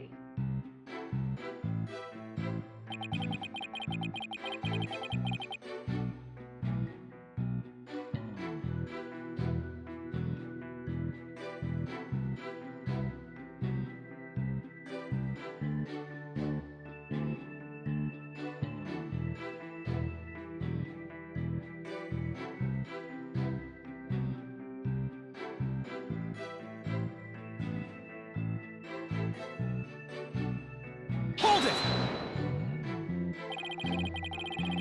Could you describe the court who you would consider fishy looking? Someone all fidgety and shifty like, you know, like they're about to steal something. Just describe himself. I wonder why Mr. Filch didn't see Timataro.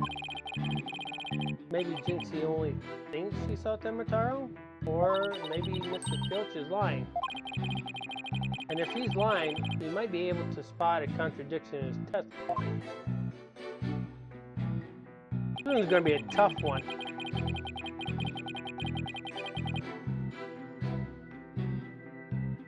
Because it would have been a lot easier if we were able to detect his nervous habit.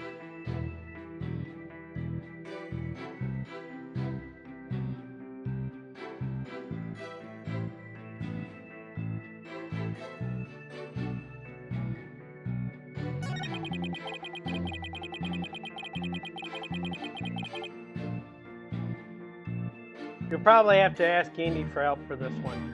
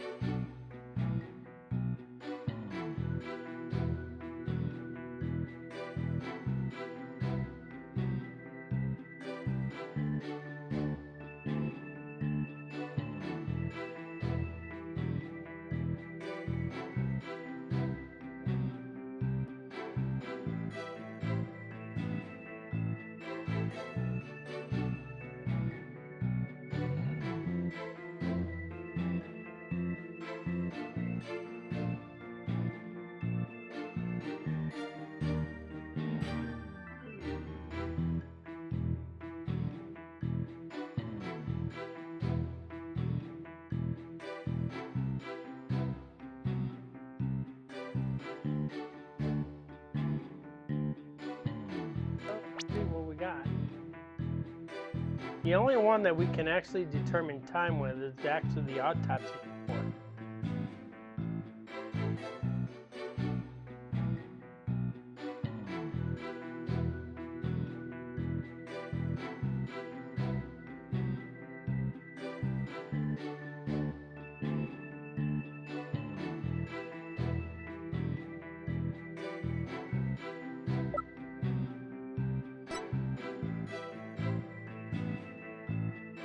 So he's right.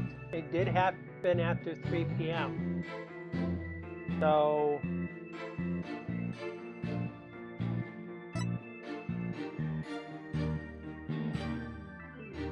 he was watching a fight at 3 o'clock. So there's a reason for him to be in the office at 3 o'clock p.m. So this statement may be 100% true.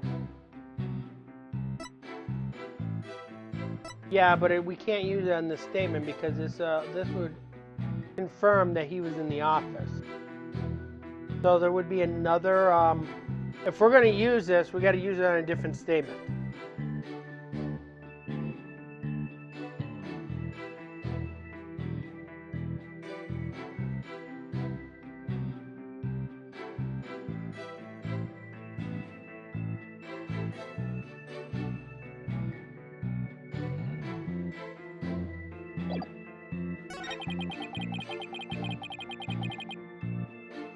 Well, this statement isn't really going to help us because it doesn't give us any verification.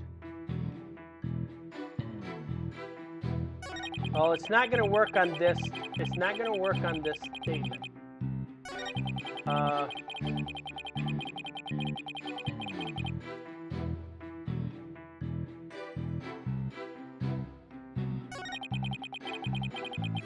Because it proves that he was in the office. Because there's a TV in the office.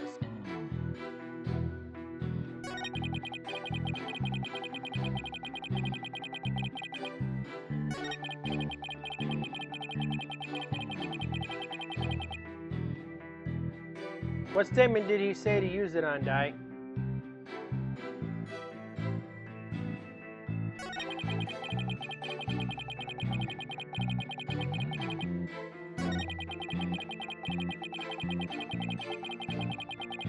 Third one? Objection! Okay. Well, but that would confirm that he was in the office, though. Don't lie to the court like that, Mr. Filch. Hey, it ain't right to bushwhack a fella like that. Unfortunately for you, I have evidence that proves you're lying. If you look at this TV listing here, you'll see that at the time of the crime, that there was a pro wrestling match scheduled. Something you'd never miss. Heck!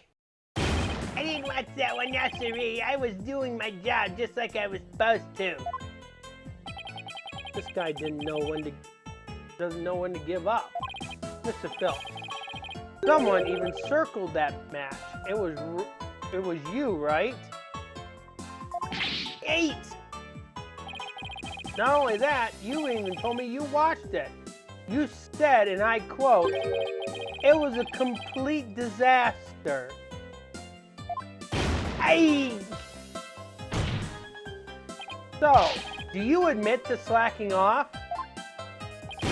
You can't trick me with your Rudy Poo lawyer talk. I'm one of them professional types too. I can do double duty watching TV in the foyer at the same time. Only thing Phil can claim to be professional of is professional thief.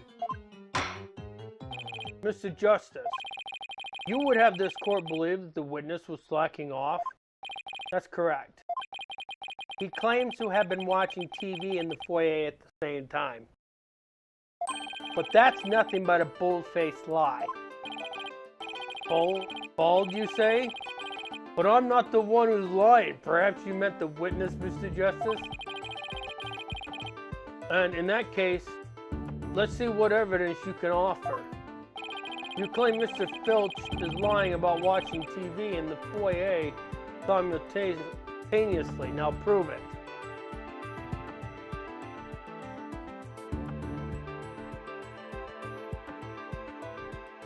Well, there is a camera there.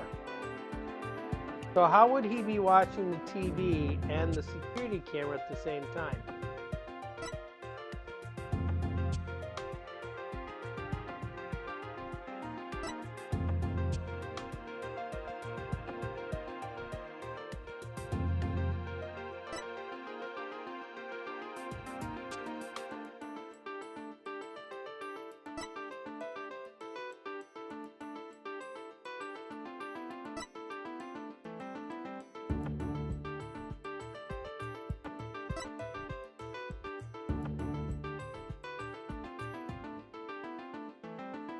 The TV schedule? Well, we have to have something to attach to the schedule.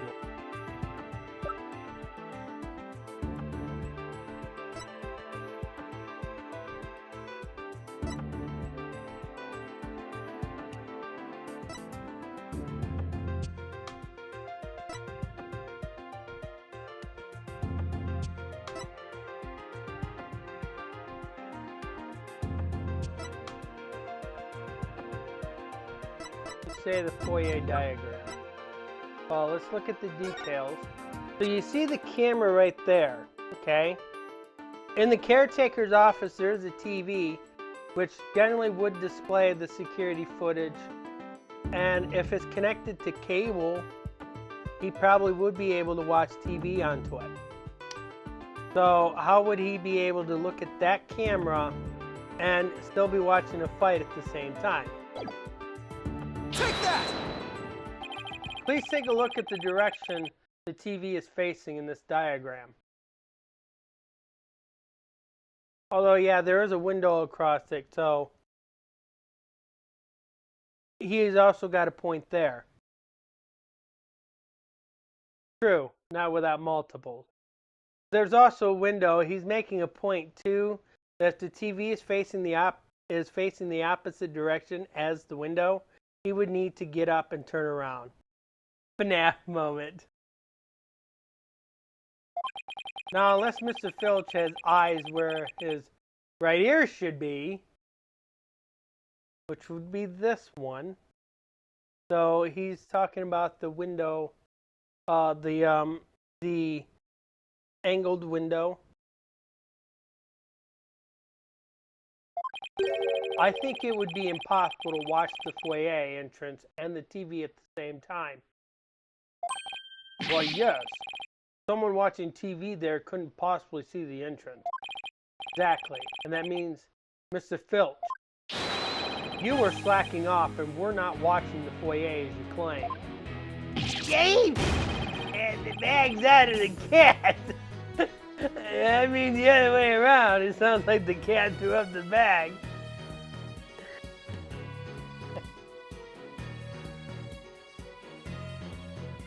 That poor cat.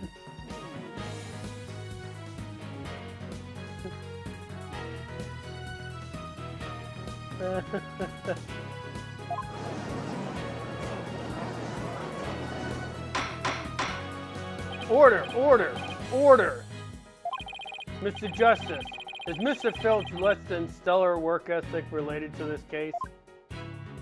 It's very relevant because while he was slacking off watching TV, there really could have been a Ten Mataro impersonator in the foyer. Objection! What now? Granted, this Tanuki was lax in his duties, but he still had the foyer entrance covered. What are you talking about? This. I'm not a mind reader. Ah! Auditorial sense.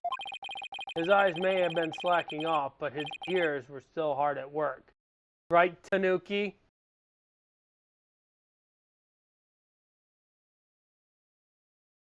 Yeah. So I'm still kind of confused about the audio thing.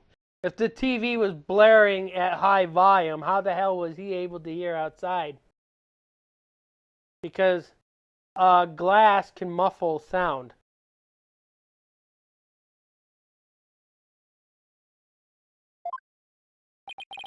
They were? I mean, yes. Yes, they were. Wait, what? He wasn't sure at first?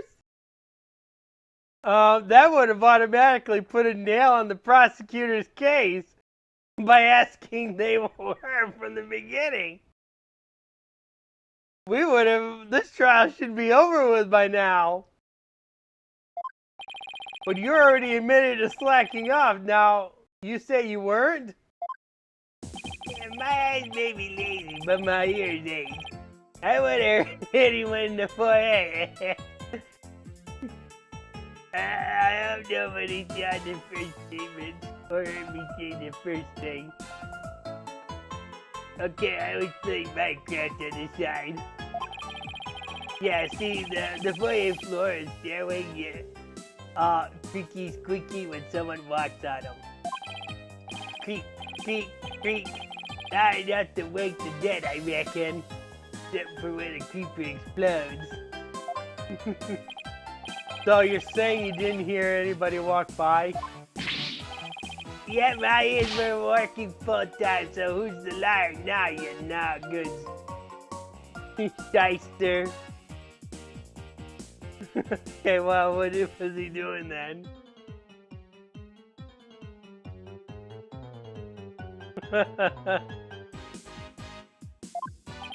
A lying thief called me a shyster. This has to be the low point of my fledgling career. Gotta hand it to you, Mr. Blackwell, sir. You really are something. Can we play Minecraft together? I mean, you don't miss a thing, and them bags under your eyes, they're darker than mine. Will you play Minecraft all night? Fair warning, Mr. Filch. Taka is particularly fond of Tanuki and the creepers. Should you lie to this court again, you may suddenly find yourself on the menu. Yep! Please don't eat me, Mr. Taka, sir. I'll go get a creeper for you instead. The witness will henceforth testify truthfully under penalty of painful bird attack. No creepers allowed. And with that in mind, the court requests that the witness revise his testimony accordingly.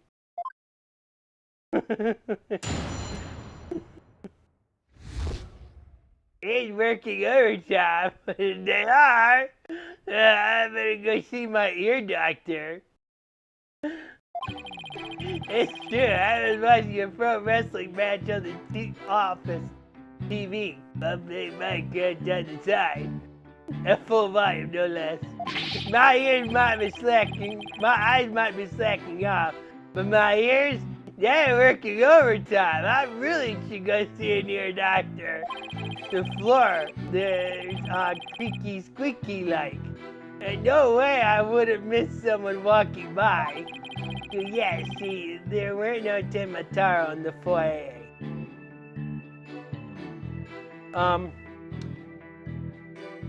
I'm a little confused by this statement. I'm a bit confused by that statement. Superstitions in the religion of feeble minds. Understand? A simple, rational explanation is best. Forget yokai, demons, and such. We must use common sense for lacking that, or entire world would be but upside down. Yes, he was focusing on the TV. Maybe the creaking and pounding that he would have heard was on his TV. Says the convicted prosecutor is totally a sign of the end times for the legal world.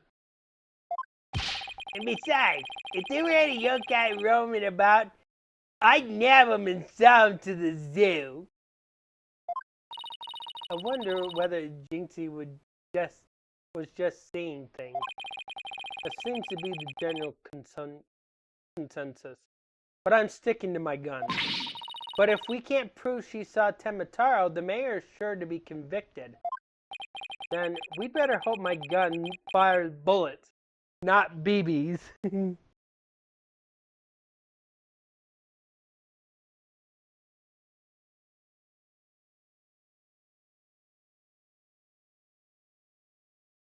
If he wants his gun to fire bullets, we ought to get some gunpowder from creepers, right, Di?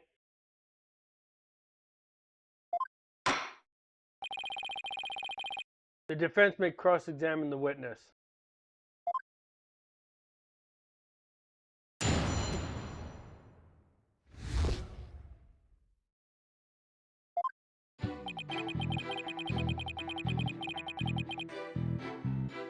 Told you this is going to be a very big circus moment.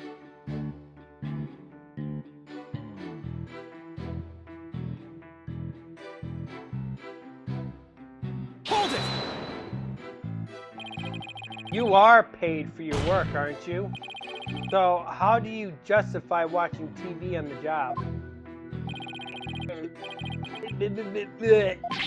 It ain't easy being me.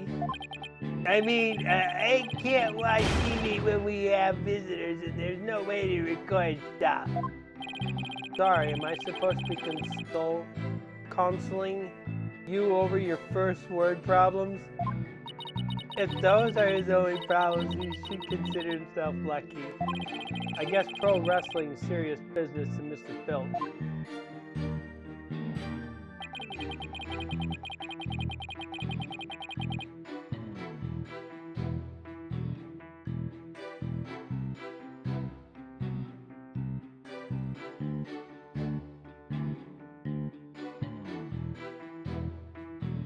Hold it! You lied earlier about taking your guard duty seriously, didn't you? Yeah. Ain't no harm in bending the truth a little, right?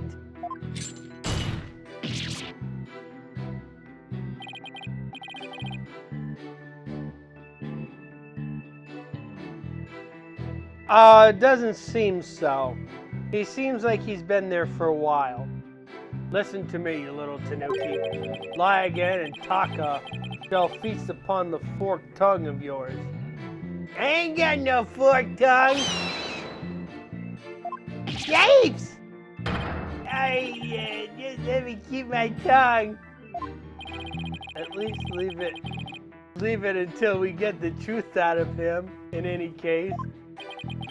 You were negligent in your duties, were you not? Yes, sir, I was, sir. But it ain't like that.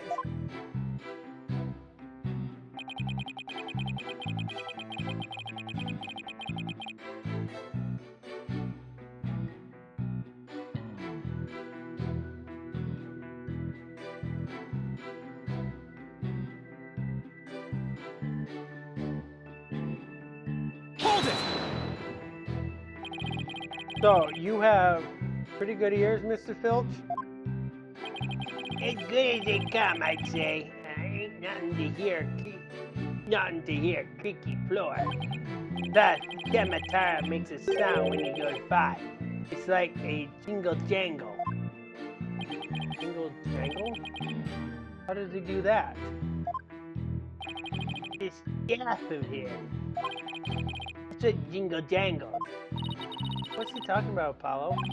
It's me, but I guess Temataro has a staff that makes noise. Come to think of it, didn't Jinxie mention something like that too? She said she saw Temataro holding a staff-like object that made a jangling sound. I guess that's the source of the noise then. Well, Mr. Justice, Mr. Filch says Temataro jingle jangles. Would you consider this vital information?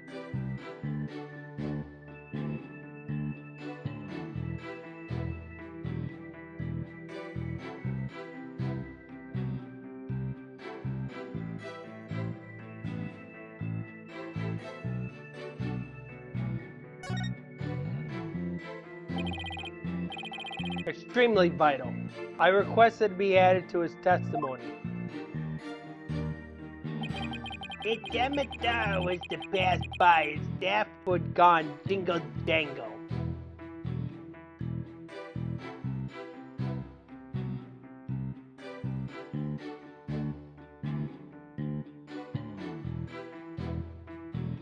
Hold it! So Temataro's staff makes a distinctive sound? Yep, like a jingle and a jangle. Wait, Jinxie said something like that. Something about Temataro making a jangly sound. I think we're missing something here, but I can't quite put my finger on it. Perhaps I should take a look at the court record again. I already know what they're talking about here.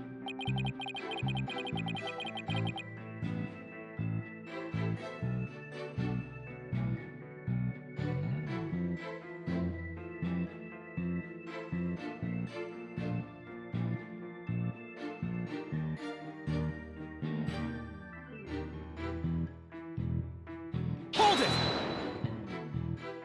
Please tell the court, what did Jinxie see if it was not Temataro? He's always going on about seeing the yokai or that. Just an active imagination, I reckon. Won't even come near me because she thinks I'm some sort of tanuki monster. Can't say I blame her. So, Mr. Filch, you chalk it up to a child's active imagination? Yep, no Demetaro or anything else got in or out of Kirby Manor on my watch. Apollo, what could this mean? Do you think Jinxie was just seeing things? Well, if that's the case, the details she provided were pretty impressive. But if we're to continue believing Jinxie's statement, we'll have to uncover Filch's lie. Right, or find out why he can't tell the truth.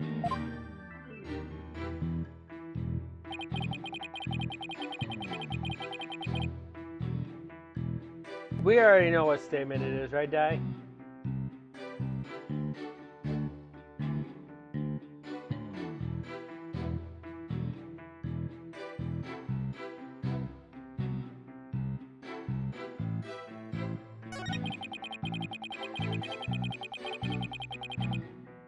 Bet you know which piece of evidence it is, too.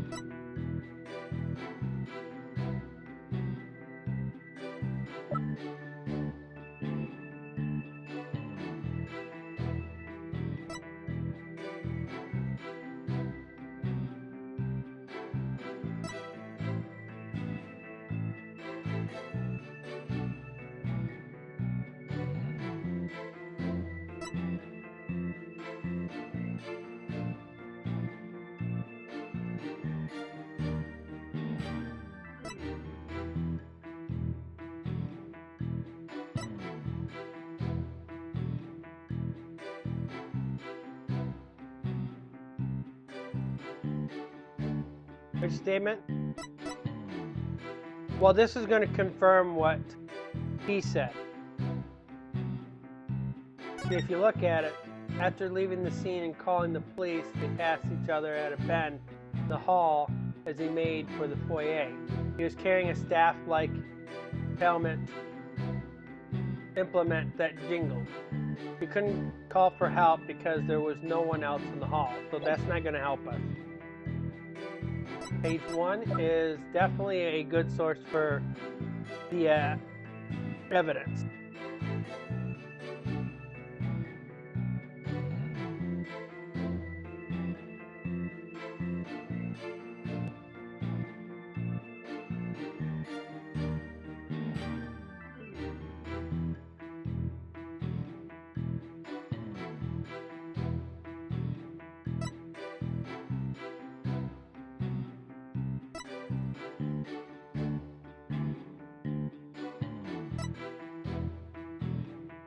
At any time, you can ask for details for any of them that's provided.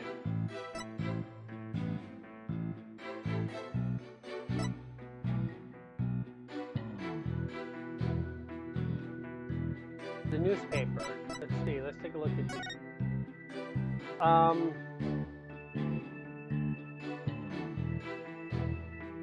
Light.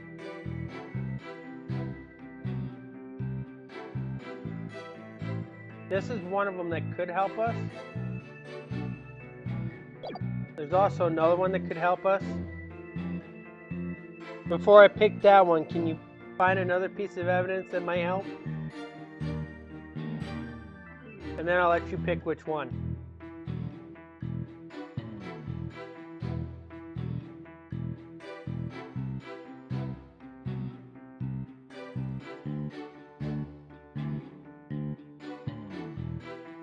All right.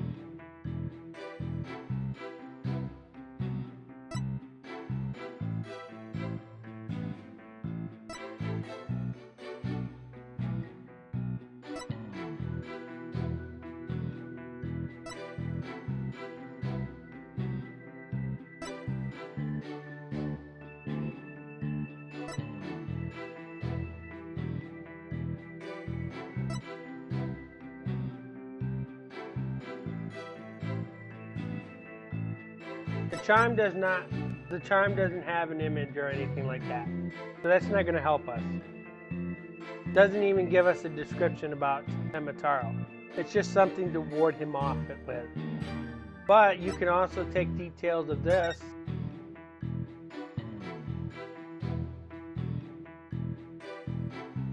So from the newspaper and the scroll, you see something that's missing. So, which one would you like to use?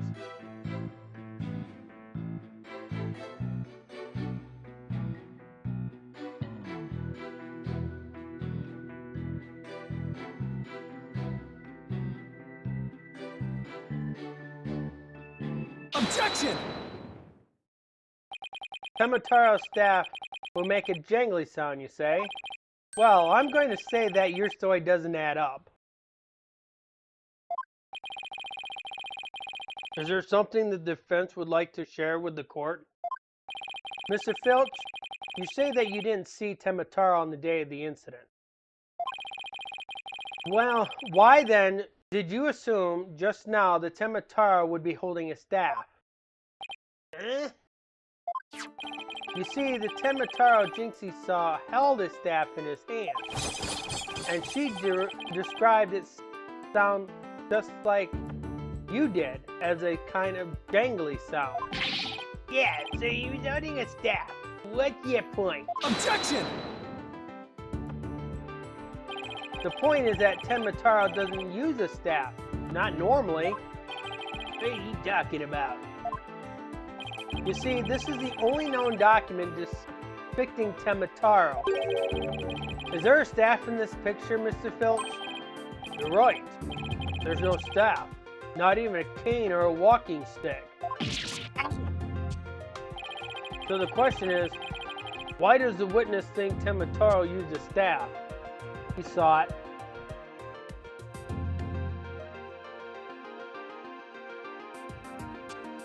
He would have had to have seen it.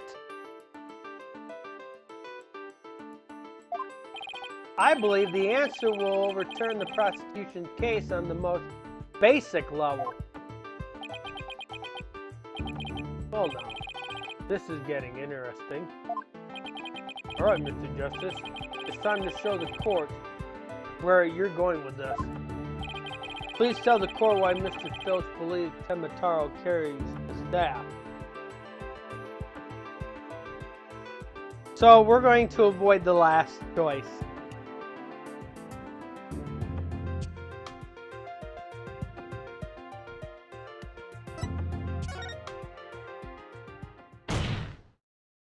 Mr. Filch actually saw Temataro right after the crime occurred.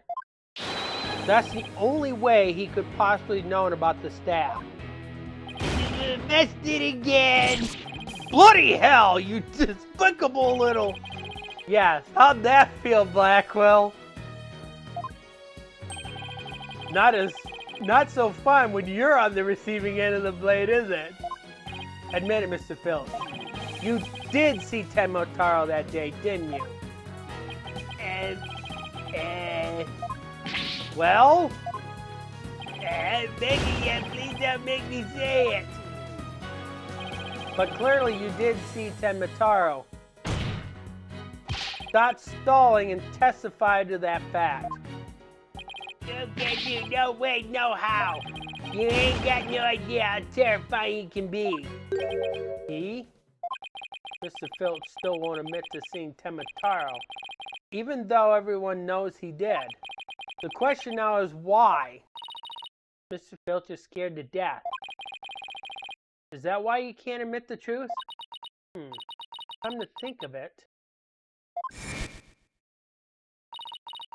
They say you must not gaze upon Demetrio, but in the event that you do, look, and that then tell anyone who saw you, anyone what you saw, Demetrio will claim your soul. Jinxie wouldn't admit to seeing Demetrio after hearing about the village superstition. She said that if she told anyone that she had seen Demetrio, he'd claim her soul. Wait, you think Filch believes that too? That Mr. Big Time City Slicker lawyer has heard about him? Them old village superstitions? Will the defense please explain what the witness is talking about? The people of Ninetails Vale believe some pretty strange things, and their superstitions may be the reason our witness here can't admit the truth. The truth that he really did see Demetrio. Darn straight, that's why. It's all right here. Do not gaze upon Demetrio. Do not tell others if you see him. Ignoring the superstitions will cost you your soul. There is, however, one way to save it. Your immediate departure from the village. Freeing him will bring ruin upon the village. Ignoring the superstitions will cost you your soul? See? That's why us folks in Ninetails Vale can't talk about seeing Demetrio. Village superstitions added to the court record. That clears up one mystery. The killer took advantage of the superstitions by wearing a Demetrio costume. They knew that way no one could talk about him, so it was as if he never existed. The defense holds that this Demetrio impersonator is the true killer. What? Objection! Superstition, you say? What kind of a fool would actually believe such rubbish? And would this, using some silly fairy tales, could so easily expose the culprit? You'd need to come up with a more rational, common sense explanation than that. Objection! Your common sense seems awfully narrow-minded to me, Prosecutor Blackwell. Objection! Try living in my world in narrow cells, mortal danger and dark, sleepless night. There is no lack of superstitions in the clink, but few are those who truly believe in them. Objection! While the village superstitions are real enough to the people in Ninetails Vale, a life or death superstitions might make even you a believer.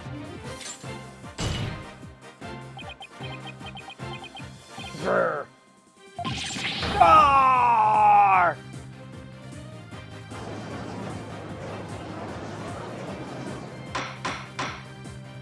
Order, order, I say! You fool of a Tanuki, 2 times now. Your lies have cost me. I promise not to do it again. Taka, my fine feather friend, have at him. James! He can't leave me alive! Head for the hills! Ah, he took off. Vela, what are you waiting for? After him, and with your fastest men. That's certainly not something you see every day.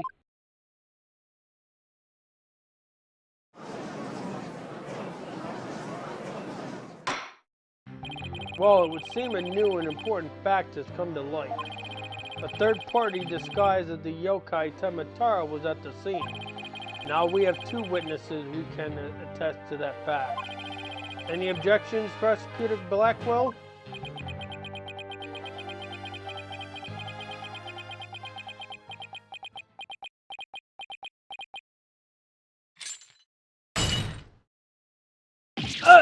Oh! What? Oh? Ah! His shackles! Gonna be this is gonna be a trending thing in the game.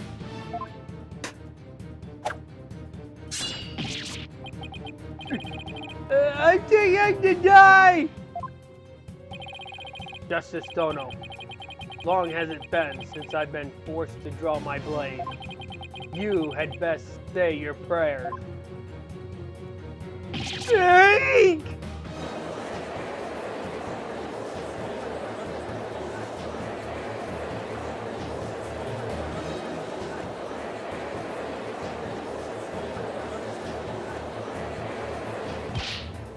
Detective, do something! I have no fear. Fulbright is here. When the going gets tough, the champion of justice gets going. Objection! Then get going already before he kills us! Oh, but I did it all the time in Blackwell for it. It's his sense of justice to set him free. Objection! Objection! I objected to Detective Fulbright's definition of justice. Silence!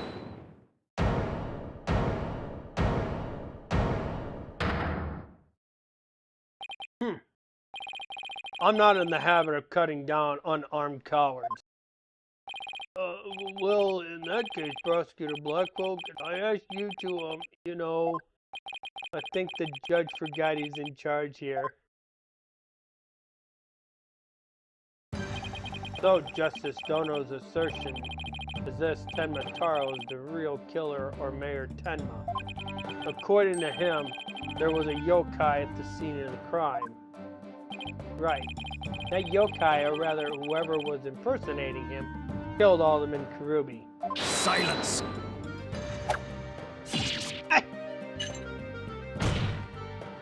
Care to explain why Jinxie, being the first to discover the murder, did not see your alleged killer yokai there at the Fox Chamber? What? He's right. He said nothing about Tenma Taro being in the Fox Chamber. Let me enlighten you. That little scamp heard a dying scream right before she opened the chamber door.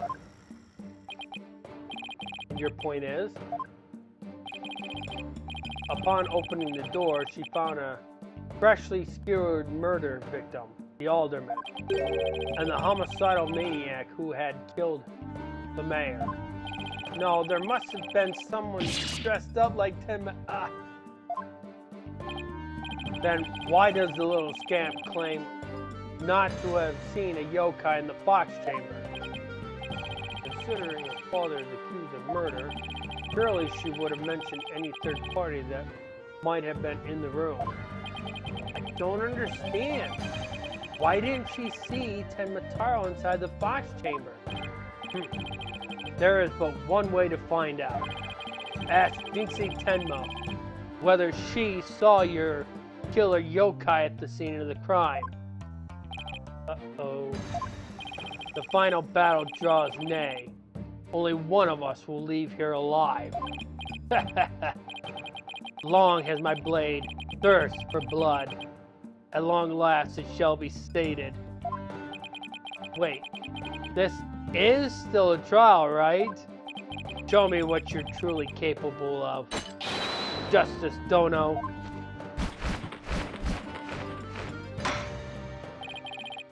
Very well then. Both parties no doubt need some time to regroup. So the court will take a 10-minute recess in order to...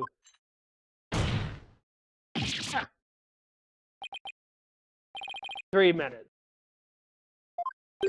I'm sorry? A 3-minute recess? Just so. Plenty of time if your destination of intent is the loo. The loo? You mean the bathroom? Jeez.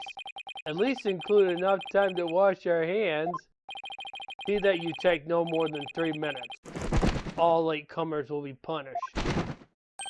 Yes, sir.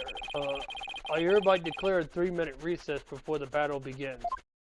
I declare Prosecutor Blackwell the winner of this round, as Simon says. Doesn't bode well for us if the prosecutor's running the show, does it?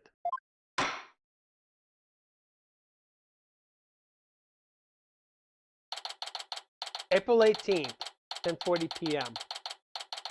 District Court Defendant Lobby, number 3. He busted out of his shackles. Yeah. What was that all about?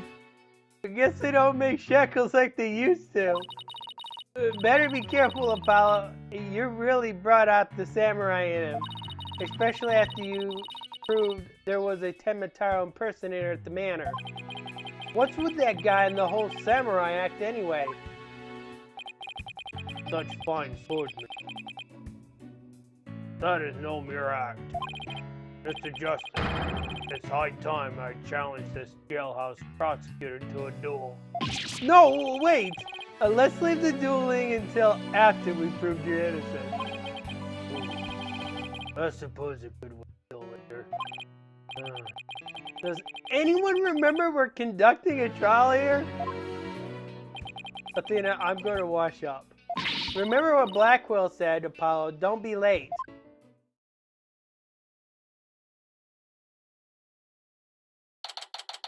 April 18th, 10:43 a.m. District Court, courtroom number 4. They really had to specify the 43 in this one. No, then I believe our next witness is Miss Jinxie Tenma, mayor at Karubi Manor. I believe we can now proceed now, if the witness is ready, that is.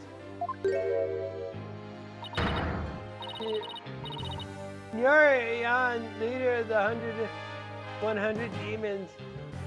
He really does exist. I find it very coincidental that it's 10:43 there, and my time is 10:41. Wow, that is one well-polished tray. The witness will show her face while in court, or her testimony will be inadmissible. What is it, my child? Egon, Yurian, leader of the 100 demons. Oh ho ho, you think I'm a yokai? Well, I was once known as a judicial monster of sorts. The beast of the bar, the demon of due process, if you will. My job is no effect! The demon of due process? Not sure I can see that one. No, you little scamp. Yes? I trust you know why you're here. The bag? Bag? Oh, the tricksy Tanuki? Try the noodle stand, or go enjoy a big bowl of Tanuki tail noodles while you're at it. Everyone's a comedian. No, I meant your bag, the ones under your eyes. You must have trouble sleeping. Here, this charm will keep Azakari away. Azakari? The yokai that washes Azuki beans? The only thing needing washing will be your father's neck before I take his head clean off.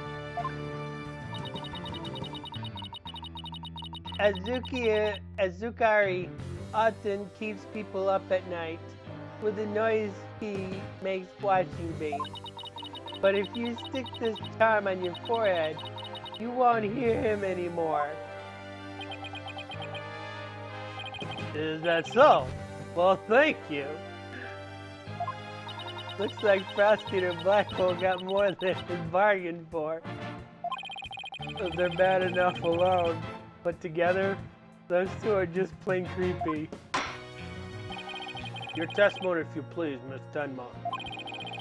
Specifically, whether or not you saw Temataro when you discovered the crime scene.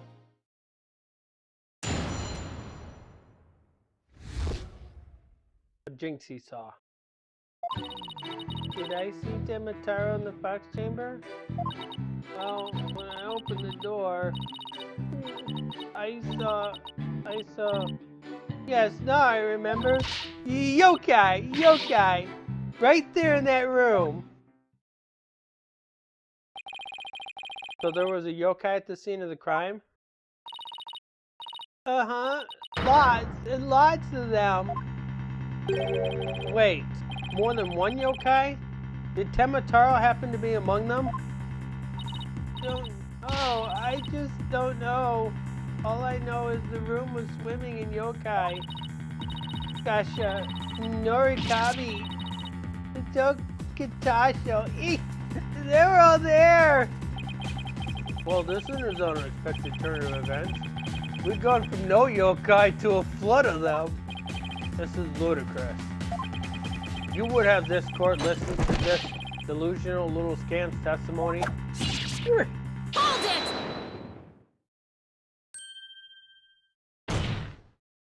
Your Honor, I believe her memory is simply clouded by fear, but a quick therapy session should ease her mind. With the court's permission, of course. What a fabulous idea! Please proceed, Miss Sykes. You sure you know what you're doing, Athena? She's obviously not herself. The trauma of discovering that crime scene and fear of testifying have her dazed and confused. A regular ball of confusion, but my analytic psychology-based approach should be able to handle. Any objection, Prosecutor Blackwell? Shall we let Ms. Sykes proceed? It makes no difference to me. Do as you will. But I doubt we shall get any valuable testimony. She'd be better served by bearing witness to the sword skills I've forged in a distant land. I'll show you.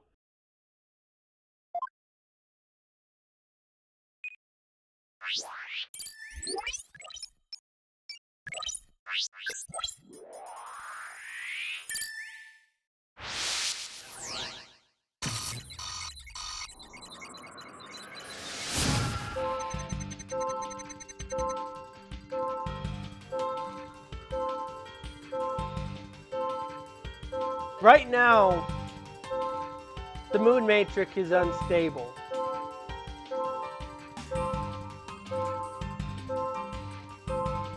Did I see Temataro in the fox chamber?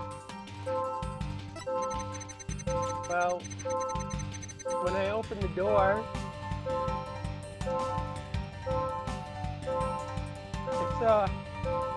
I saw. Now I remember. Yokai, right there in the room.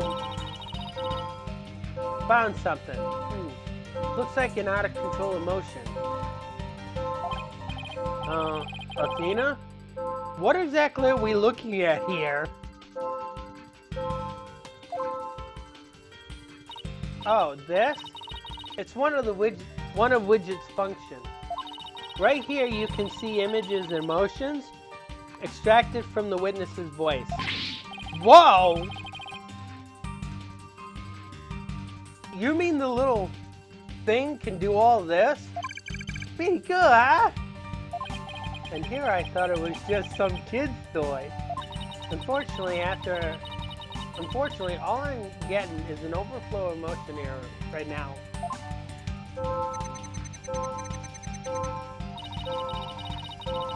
See how sad is brightly lit there at the bottom left? She's under an uncontrollable amount of distress, which is masking her other emotions.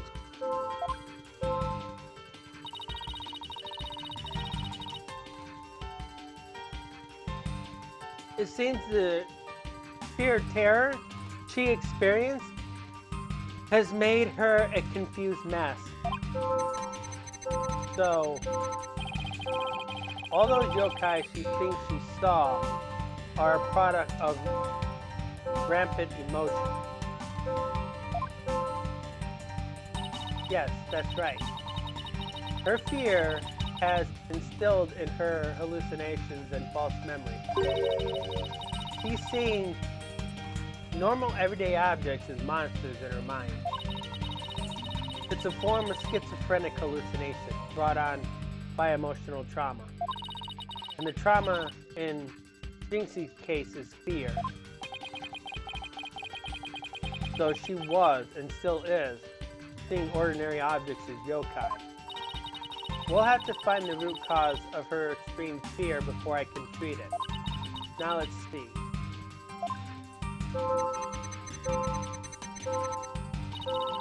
Paulo, can you point out the yokai on the Wheel of Fire? He seemed extremely terrified of that one. Start by pressing probe. Next, point to what's causing Jinxie's out of control emotion. Finally, hit probe again to try and get the heart of the matter. Okay, let's give this a try. Alright, so we're gonna probe. So, where is the Wheel of Fire?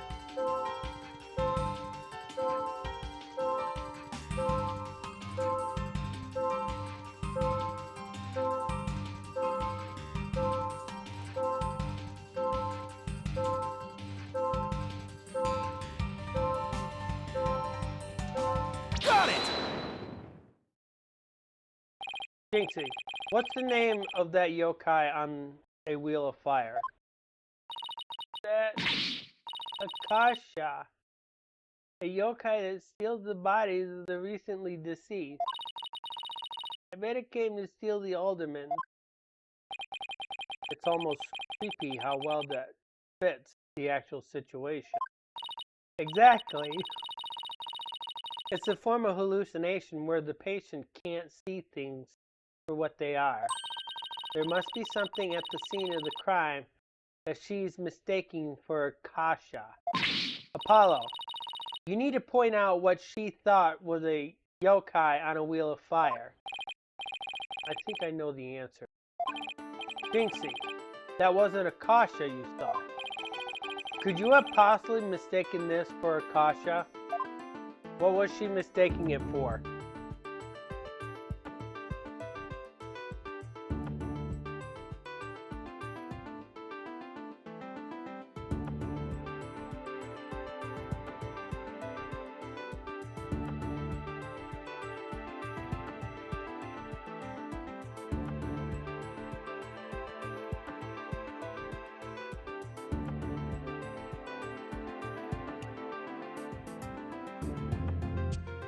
Take that!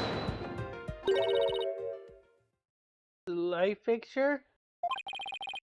This one right here. It has a flame design and it's up there on the ceiling. There was never a yokai on a Wheel of Fire. The Kasha you saw was just a light fixture. Eee!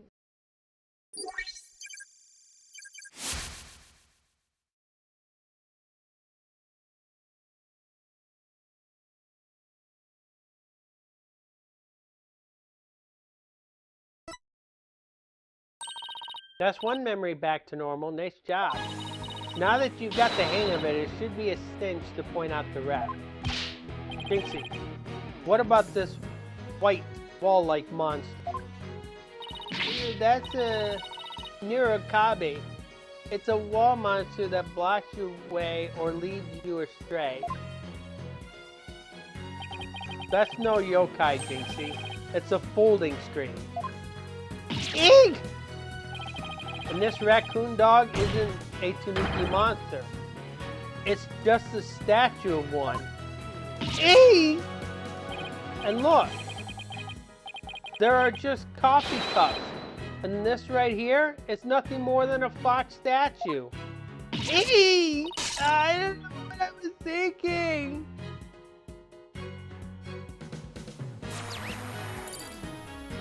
Oh, that plate fixed itself real quickly. You did it, Apollo! Her extreme fear is under control now. But all my eyes played tricks on me. There wasn't any yokai after all. See, a clear-cut statement. That's the power of my psychology and your intuition, Apollo. And just like we thought, there never really were any yokai in the Fox Chamber. Right. There never really was any yokai there. So the defense is asserting the exact opposite of their original assertion. Wait. Jinxie? What about Temataro? There wasn't anyone there dressed up as Temataro or any other yokai either. I remember it clearly now. You gotta be joking!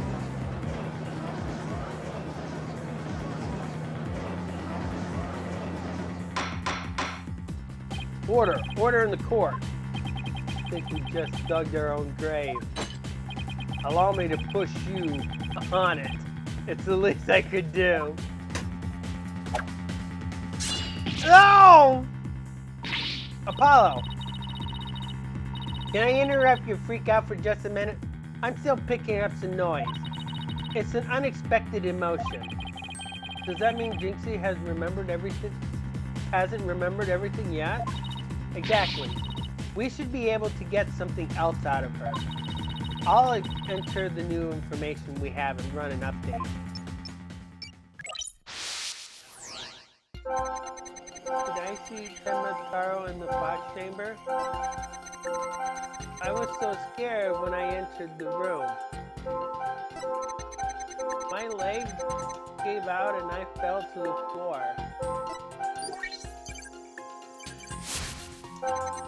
There in the Fox Chamber, I saw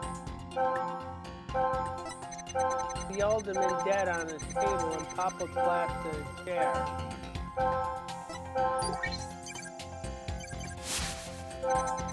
Nobody else was there, and that includes Temataro. Okay.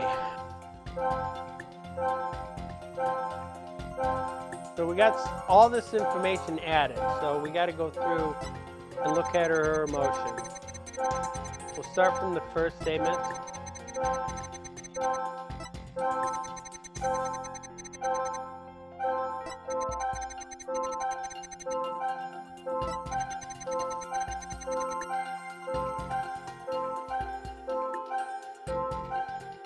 So there's two emotions that keeps pulsating back and forth. He doesn't seem too surprised here. Also, look at the size of the pulses when we go through each of the statements.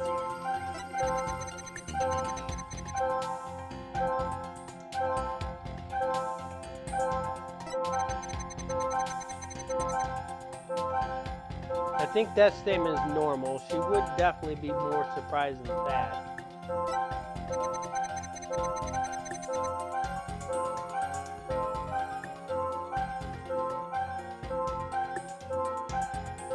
Pulses are the same.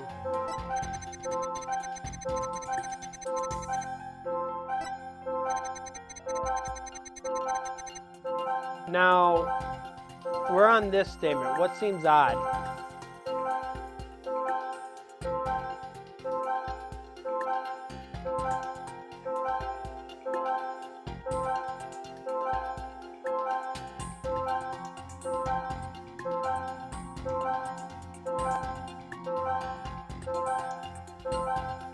Well, her surprise went down.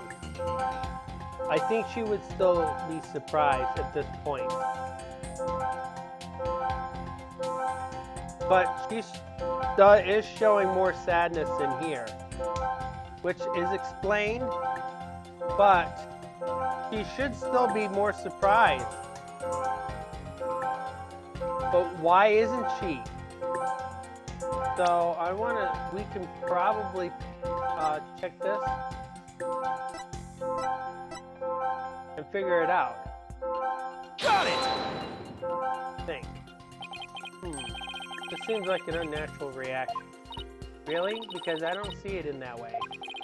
So it is an unexpected given her testimony? Hello? Is there anybody in there? Just nod if you can hear me. Yes, there is someone at home. And that someone is going to try that again. Okay, so I was incorrect.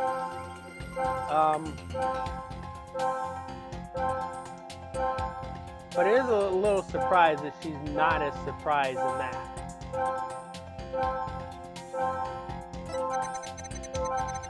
These statements don't help her.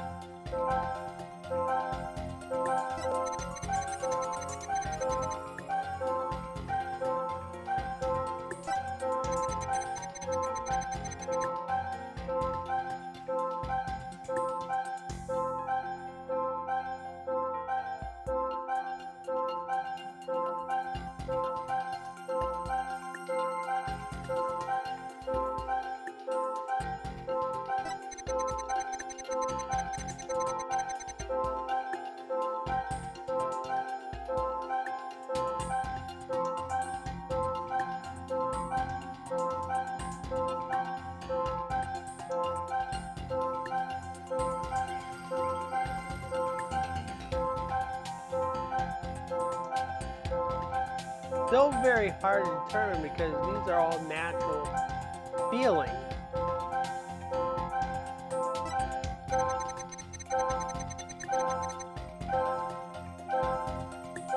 You can also ask Andy to help you here too.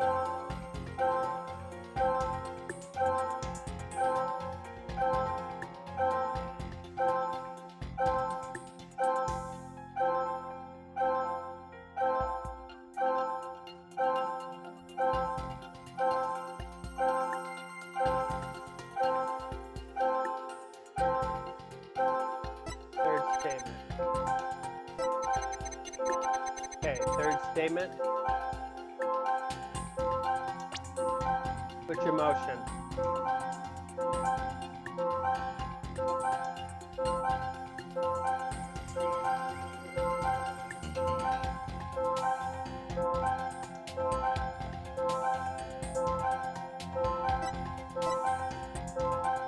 Got it! This seems a little unnatural reaction. Nope, that's incorrect. Really? Because I don't see it in that way. So, it is an unexpected given her testimony? Hello, is there anybody in there? Just nod if you can hear me. Yes, there's someone at home. And that someone is going to try that again. So that was incorrect.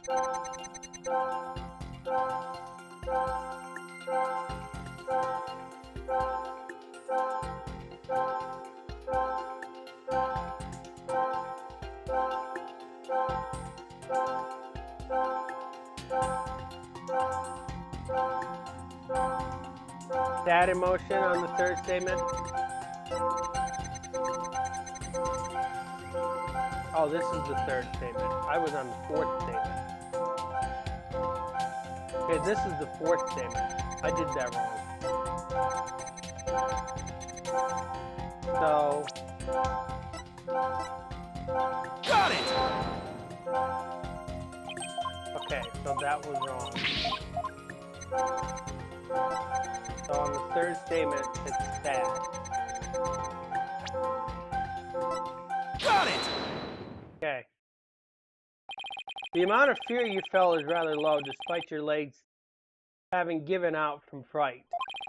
Could something have lessened your fear? Actually, I did experience a sudden burst of courage at the moment. You did? Where did it come from? Let me think. Oh, it was Mama! I suddenly felt as if she was there with me. Okay.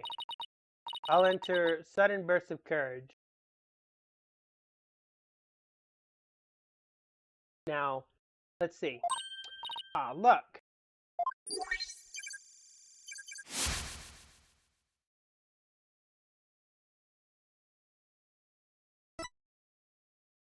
Apollo, the noise is all gone. Jinxie seems Seems to have remembered everything now.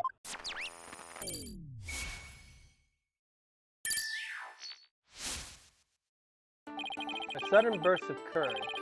Now, where could that have come from? Jinxie, was there something that gave you a sudden burst of courage? Yes, it was. I realized I had done something naughty when I thought about it later. Any idea what could have given Jinxie that courage? Well, there is one piece of evidence that comes to mind. I wonder if she saw something like it at the scene of the crime. Jinxie, did your sudden burst of courage have anything to do with this? We already know what this piece of evidence that they're referring to.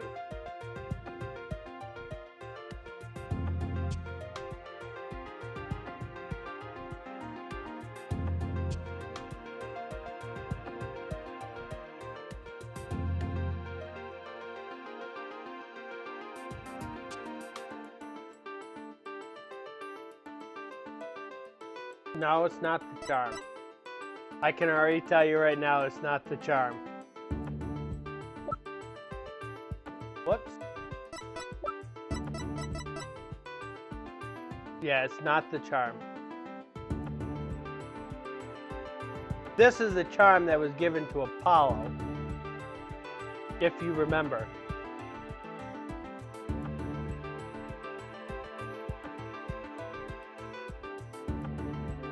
But it is on this page.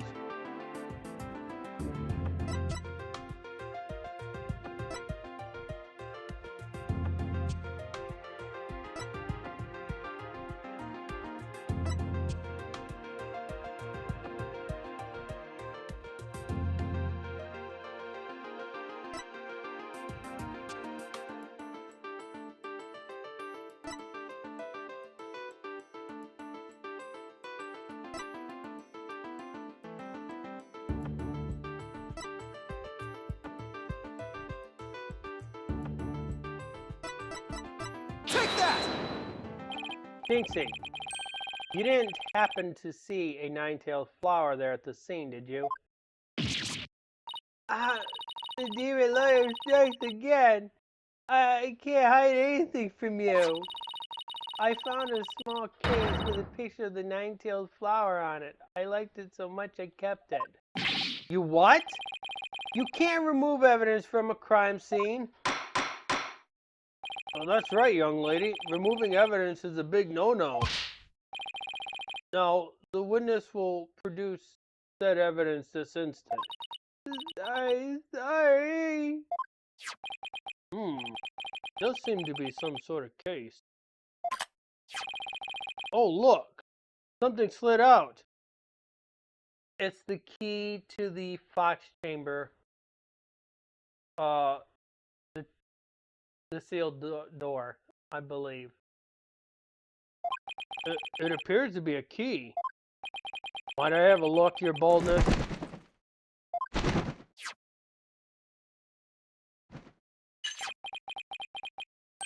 Ah. This is none other than the master key to the Kirby Manor. Are you certain of this, Prosecutor Blackwell? It matches the serial number of the key that went missing after the murder. A master key that went missing? I don't know, I like the sound of that. Our little scamp here has stumbled upon an article of an imaginable consequence. That's a little melodramatic, don't you think? Heed these words, for I'll say them once more. The sole key to the Fox chamber has been in this little scamp. Consent possession. Ergo, he was the sole person who could use it before, during, and after the murder, which leaves the master key as the only other key that could have opened the chamber. But this master key was found in a room that had been locked by this girl. And your point is, until Jinxie Tenma opened the Fox chamber with her key, the room had been locked tight from the outside world, and there was no one else in there, save the victim and his killer. I trust you have figured it out for yourself by now. A killer other than Mayor Tenma himself would be utterly inconceivable. No!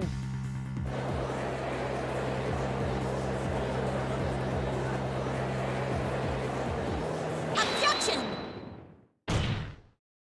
How could this happen? The defense's assistant will refrain from growling her frustration. Christina, are you alright? I know Mayor Tenma's innocent, but there's nothing we can do. This sucks. Sykes Dono, allow me to put you out of your misery. Can I decline your offer? Abandon your client and your misplaced faith in him. Let the relief of a clear head and a clean conscience come rushing in.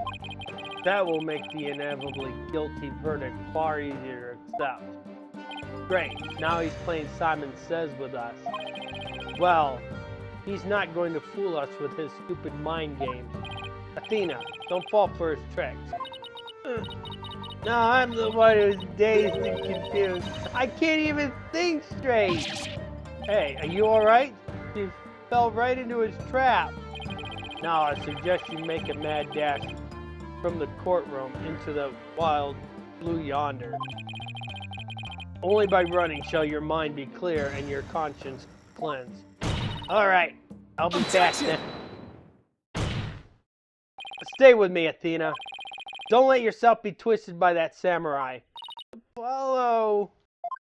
Mr. Justice. I heard the word objection, but was it just you objected to? Huh? Oh, right. That objection was more of a reflex than anything else. Although, I was hoping something would come to me while I was trying to stop Athena. The court is waiting, Mr. Justice. So, as it stands now, I'll be forced to declare your client guilty and your legal skills suspect if this is it. Now, do you have anything that would overturn the prosecutor's case? Well, actually, I do. I'm Apollo Justice, and I'm fine. Apollo, you do have something more than your cords of steel, don't you? Not really, but we'll be fine. But I've got absolutely nothing. But that's never stopped me before. I have to explain how the real killer could have escaped that locked room. Because it's all over if I don't. Apollo, this calls for a new approach. Try to think outside the box. Or in this case, inside the box.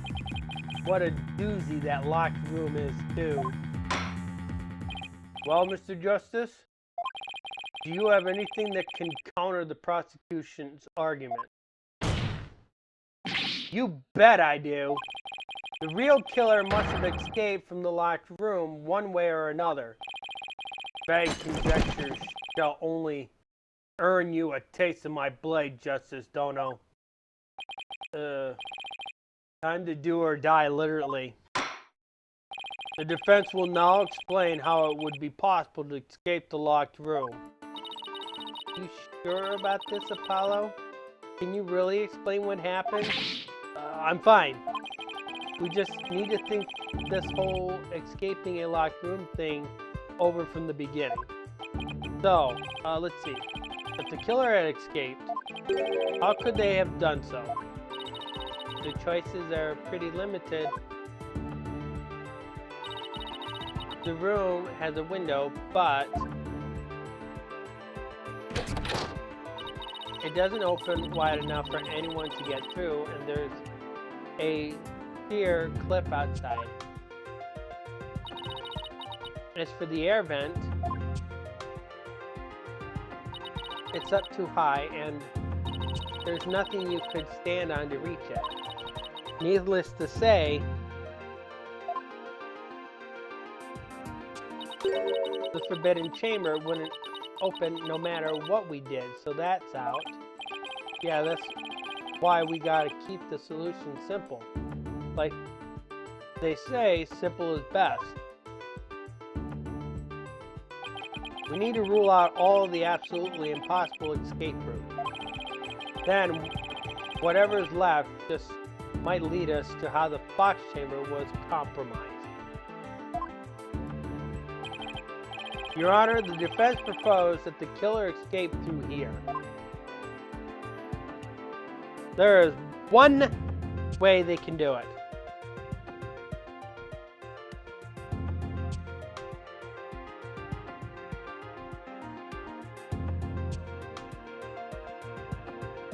Remember, they're escaping, they're not going in.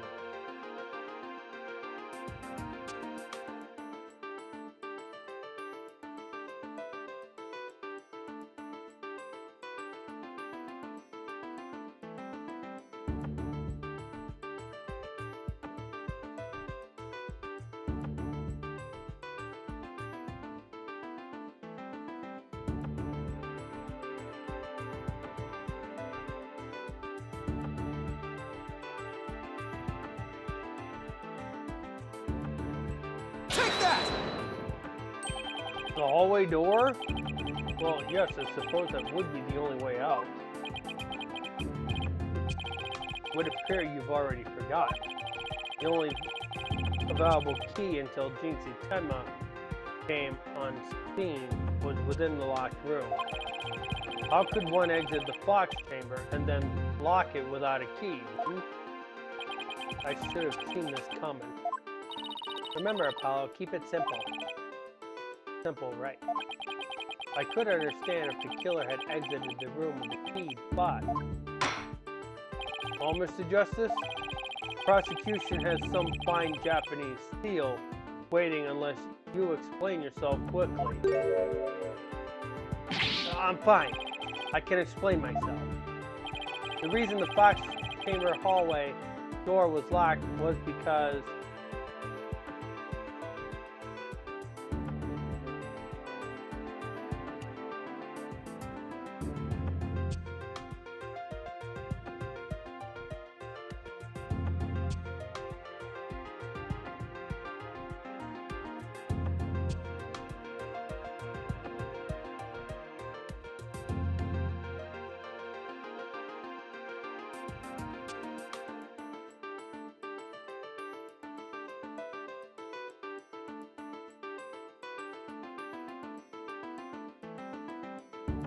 I think it was locked from the inside.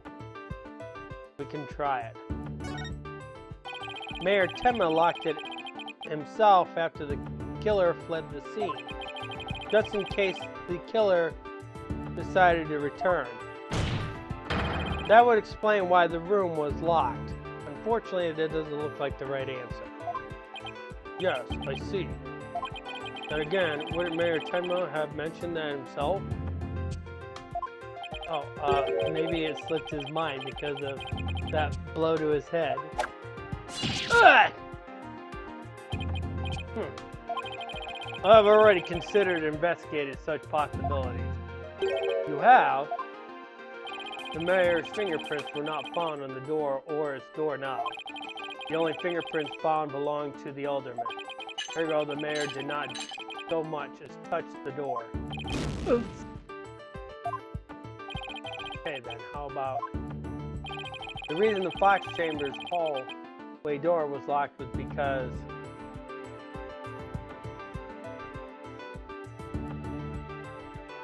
The only other option would probably be it was locked from the outside.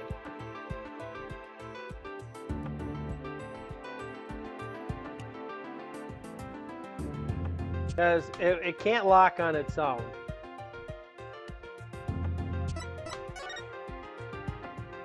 What if the room was locked from the outside? In other words, the killer took the key through the hallway door, then locked it out. Consider this. The master key was found inside the tightly locked Fox Chamber. Any assertion that the key was removed from that room is a blatant contradiction of fact. Exiting the room before locking the door would require taking the key outside, but the key was found inside the room, which does seem like a contradiction. If only we could explain both, like how the key would be inside the room and be used to lock the door from outside. Well, let's see if the defense can respond before Prosecutor Blackwell draws his sword. How could the master key be at the crime scene despite the room being locked tight?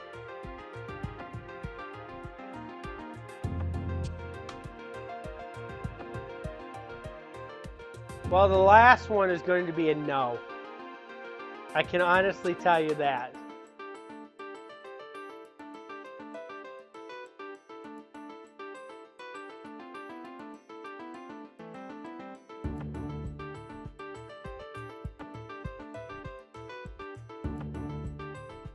No, couldn't have thrown it outside. There's a problem with that.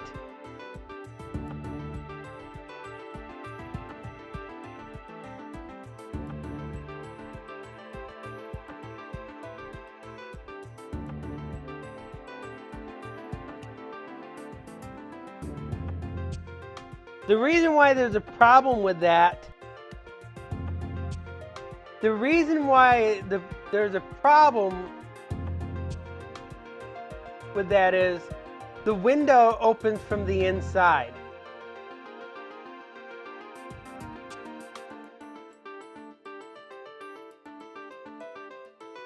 That's the problem. The window can only open from the inside, and you have to open that window. And since we're trying to figure out how the key went back in the room, there's only one solution that's left. You gotta slip it back underneath the door. That's the only other choice.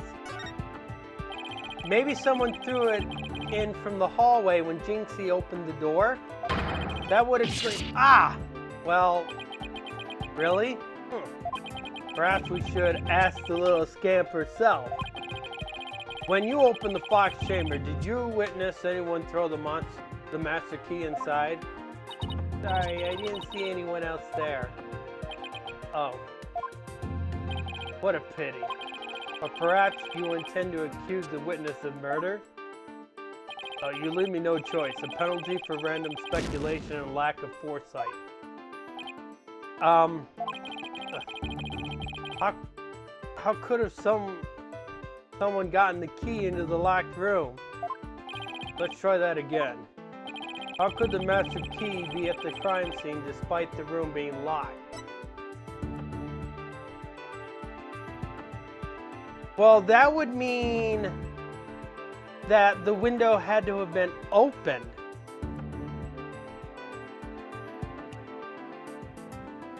That would mean that the window would have had to have been opened on the inside if they were outside and threw it in. But was the window open or closed? Well, that's the only way they would be able to do it. What if someone threw it into the room from outside? You know, something like go out the hallway door, lock the room, and then toss the key back in through the window? That would explain how the master key could be inside the locked room. And where would you throw it from? There's a cliff outside the Fox Chambers window.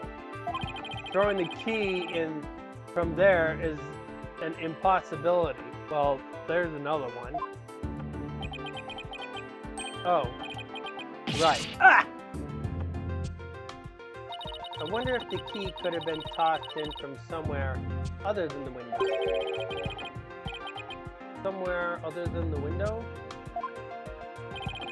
Could the key have been tossed in through somewhere other than the window? So where else could it have been tossed in through?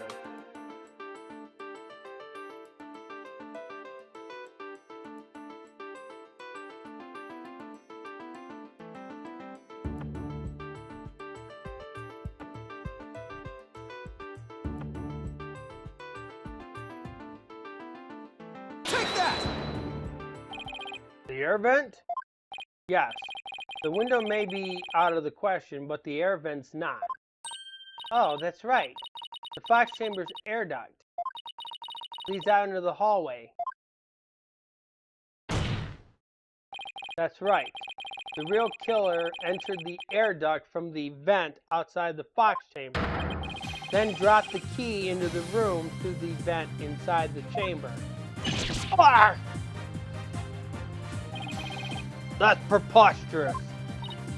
Oh, that explains how the key got in there after it was used to lock the door perfectly. Mr. Justice, I'm afraid I'm a bit confused. Don't worry. I'll explain it so even Your Honor can understand.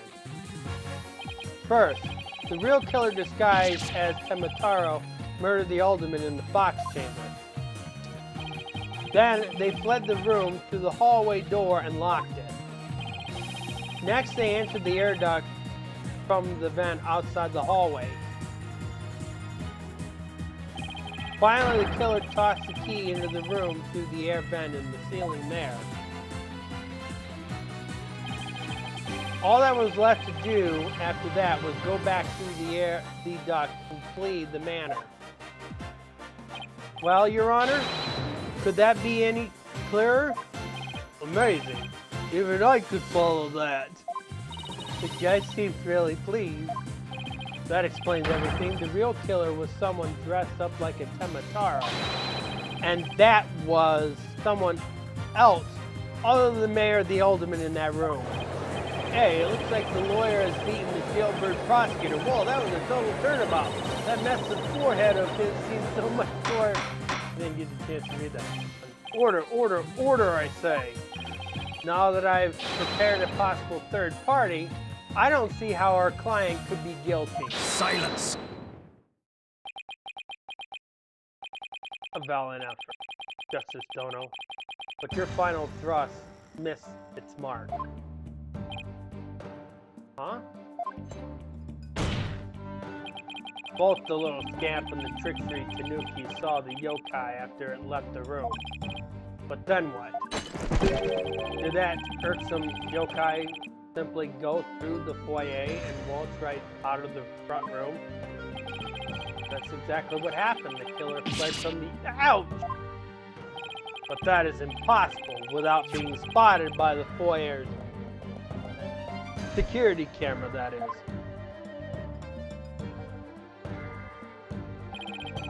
The electric eye here would have captured any pesky little yokai trying to escape.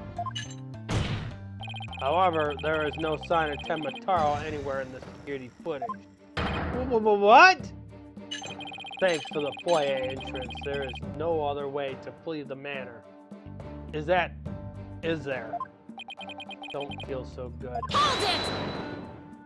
Wait, I believe there is one other way to escape besides the foyer entrance.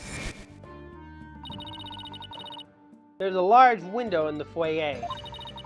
It's possible to escape through there without being seen by the security camera. Hey, you're right. Silence! Must I point out every crucial details to the defense? It seems you lack only brains, but investigative prowess to boot. That is the cliff side of the manor. The only killer escaping that way would be a dead one. No! Wait, so the killer didn't escape out of the foyer window? What the heck, right? Ah, I suppose your next proposal is the killer sprouted wings and flew off into the sunset. That would mean the killer really was a yokai. If only we had some sort of evidence that could point to a flying killer. Who's saying we don't? As completely far-fetched as it might be. What? You're saying you can prove the killer could fly? Whoa. I thought I was the one with the cords of steel. Oh, I can't wait to hear this. Your Honor? What evidence do you have that the killer flew away? Should be easy, right, Di?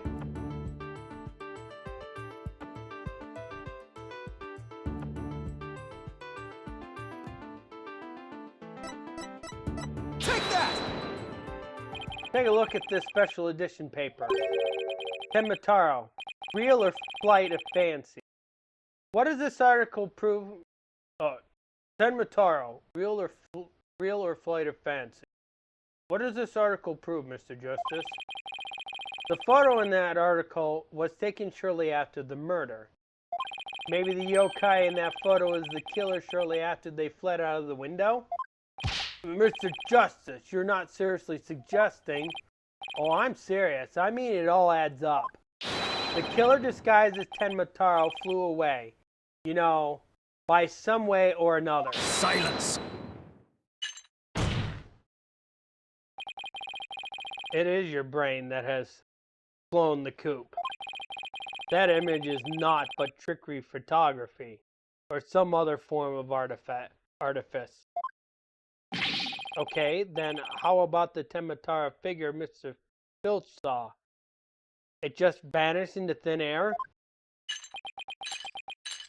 No, there's a rational common sense explanation for that.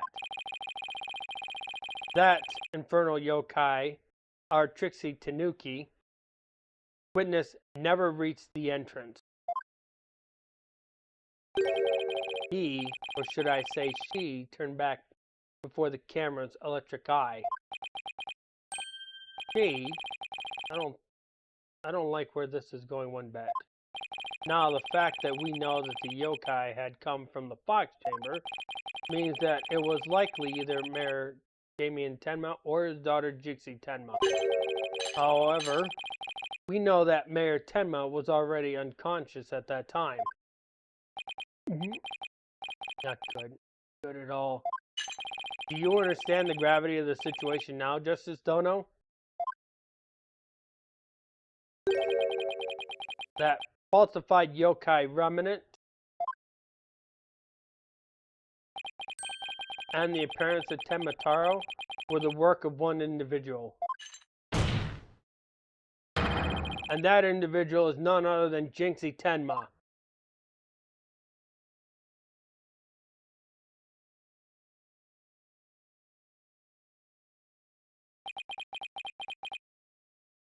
Ah, no.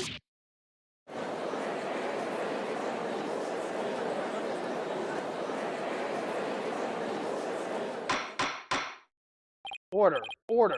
The defense will stop competing for the greatest freak out ever. The little scamp was, no doubt, simply trying to protect her father.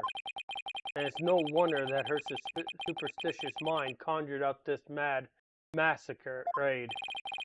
Prosecutor Blackwell's assertion makes perfect sense to me. It's far more convincing than saying that the killer escaped by flying out the window. Did you truly believe this could end any other way? Did we fall right into his trap? What do we do now, Follow? Our case no longer stands without a real yokai. If only we had one. Bailiff, Caesar, it's time I interrogated her at the Samurai of Yore wood.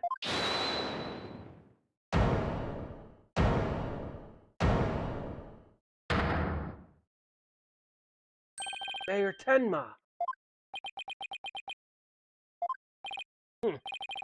This farce is over. How does it feel seeing your own daughter accused of a cover-up most foul? Tenmataro's true identity is... Now, Mayor, Mr. Mayor. It would be futile at this point to claim you were the yokai. After all, you had been knocked out cold by a blow to the skull. Slipping into a yokai costume and roaming about the manor would be all but impossible. Consider this well. As it stands, your daughter will be arrested for obstruction of justice. But if you confess, the prosecution will be willing to overlook her little yokai fart. Confess? The defendant intends to confess? Wait. Apollo! Prosecutor Blackwell is up to his mind games again. Mayor Tenma, no! Don't fall for his twisted words. If you are sent away for murder, Jinxie will be left all alone. The real killer is... Mayor Tenma's going to confess unless we do something. But I can't prove how the real killer could have flown away.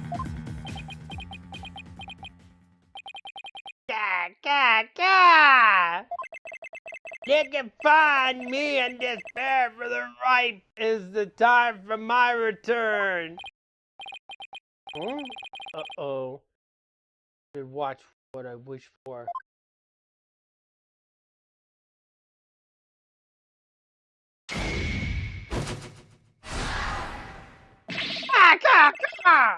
Foolish mortals! I've done my sorrow, the yokai's sake. Mayor Tenma? God, this is gonna kill my voice.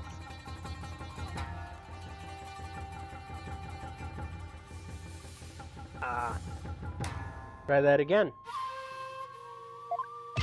I've done my sorrow, freed from the bonds binding me to the forbidden chamber. Behold the return of the Demon King! What the? Stephen King? Well then, I think it's time for me to take a vacation!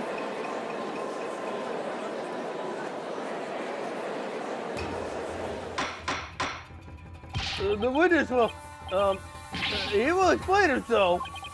You say you're Temataro, the yokai we've been chasing this whole time? Indeed, it is I, Temataro, the one whom you seek. Come to reveal the truth.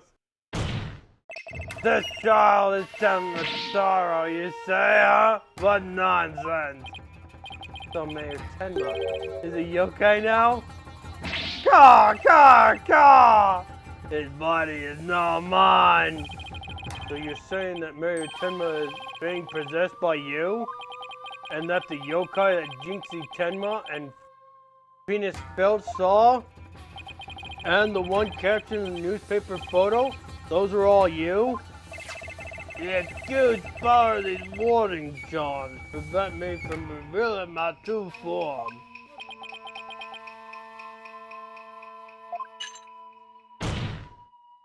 Your baldness. Can this not be interpreted as an admission of guilt? Well, a confession by yokai would be quite unprecedented then. Be that as it may, the defense's case has been overturned. Huh? What? You claim the yokai that little scamp saw was some third party, the true killer. He looks kind of like a mummy. The one who escaped from the locked box chamber, but it was the accused all along.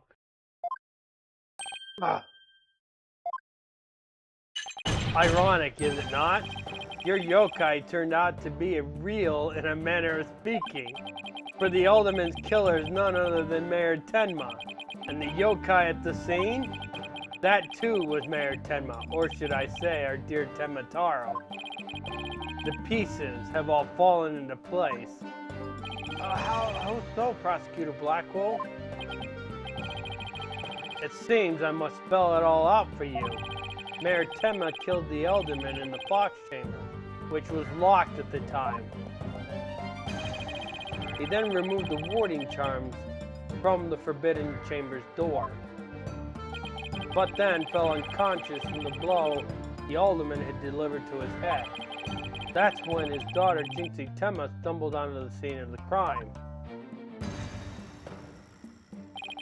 The little scamp flew in terror, whereupon the spirit of Temataro,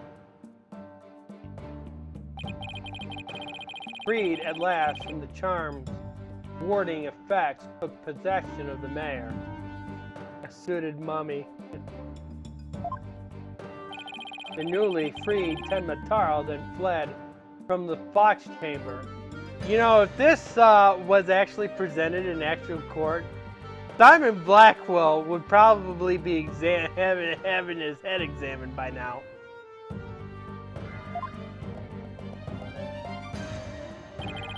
So you see, the yokai Jinxie Tenma saw was her father possessed by Tenmataro. Objection!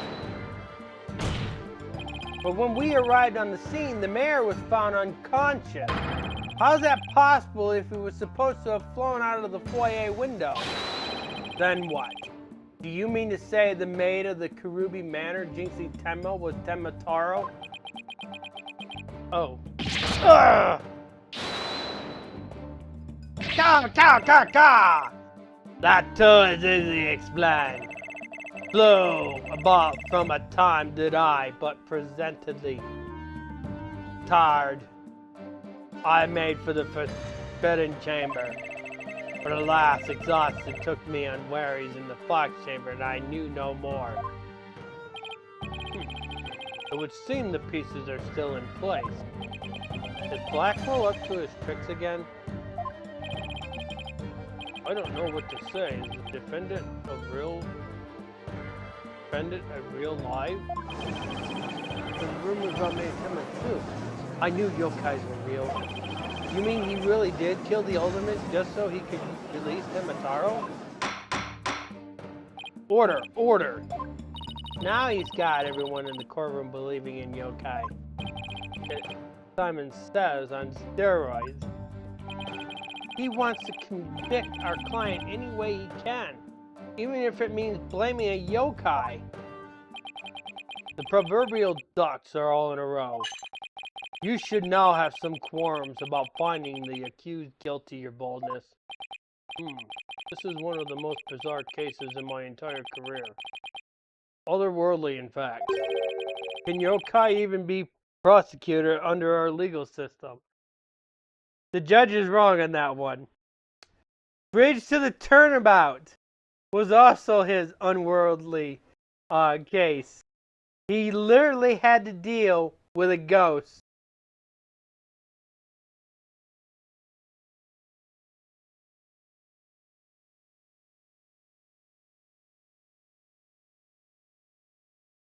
Objection! Mayor Tenma is just pretending to be Tenmataro to protect his daughter.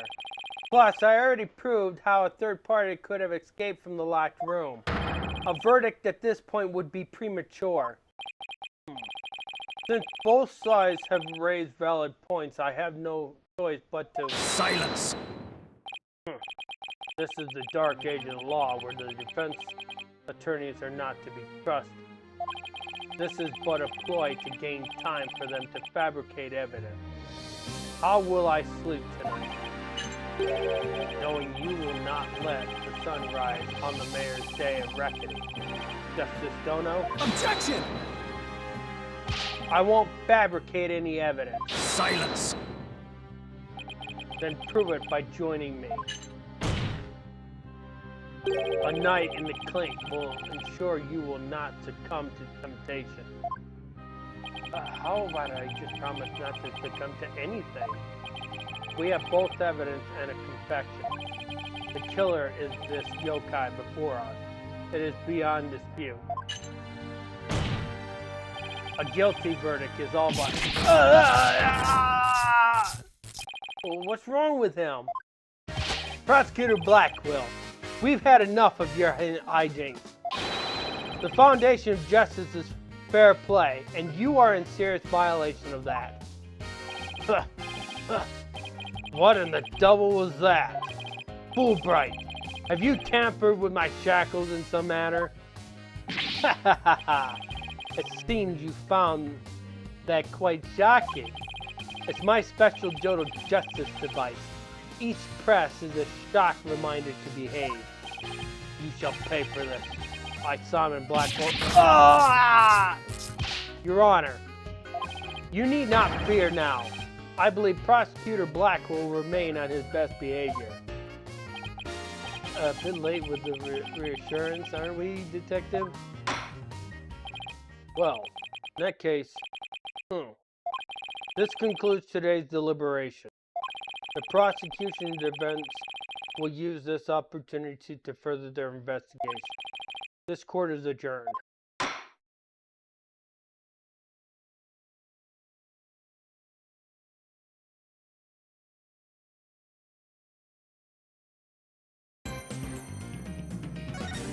Guy was probably like, sort of, he had that. But we were still left with some some things that were unanswered. So we got a little bit more to answer, more time to answer those questions. But Daya was probably like, says, when is this going to end? This literally like took about almost 4 hours. I see yokai daily, so I'm not surprised. Okay. Thoughts, concerns, criticisms.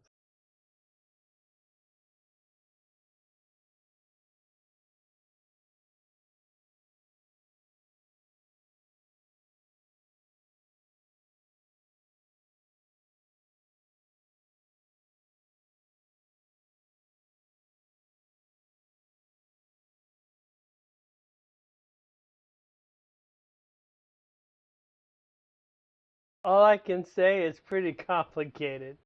Very complicated indeed. All right. 3 days ago, he ate a fried egg. What do you think? Does this coat look shinier? Nope, stay here for a second. Stay here. Stay here. They want to look at you. They want to look at you for a second. For a second. Does this coat look shinier? He did eat a fried egg a few days ago.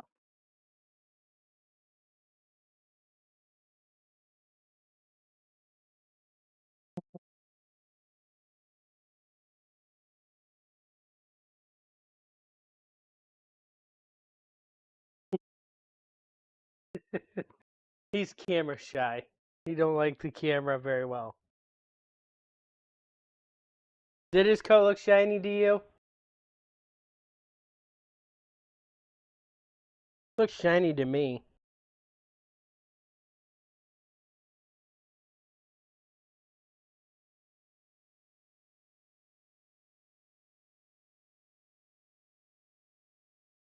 You couldn't tell? I'll change the scene. I'll change the scene. They want to see you again.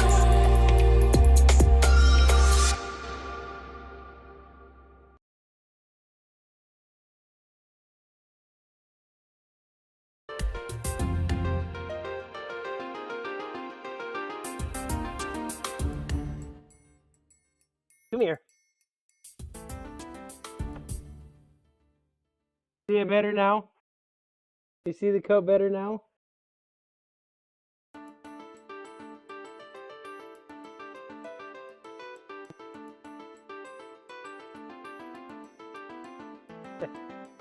Still camera shy.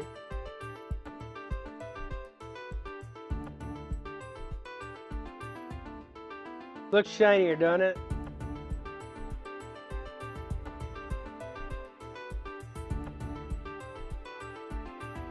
Alright. Let me go and set this down.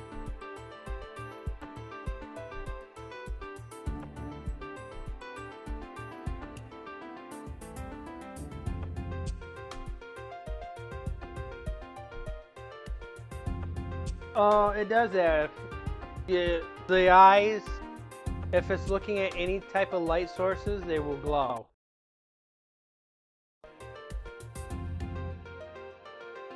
Alright. Give you the rest of the week here. Tomorrow is going to be the Minish Cap. Wednesday is going to be .hack DU.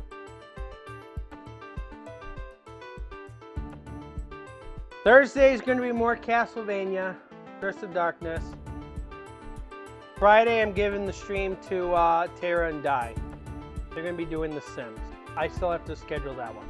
Then Andy will take over on the weekend with Tears of the Kingdom and Resident Evil 2. I mean 4.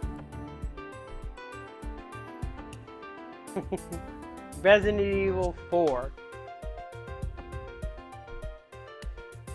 That's the week.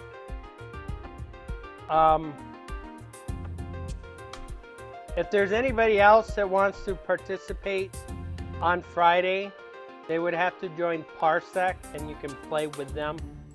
But Tara and Di are going to be leading it out, so you'll have to play a section that they let you to play if you want to participate. If you can't find a good thumbnail, you'll probably have to piece things together. Like take character models from the game and then piece it together, because the original box art just has a bunch of Sims on the cover of it. And it says The Sims right onto it. So that's probably what you'll have to do.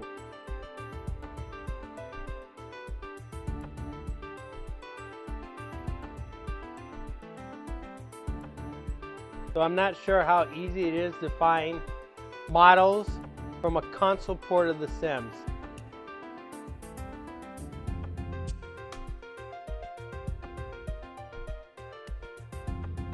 It would probably be mostly related to the console port of The Sims.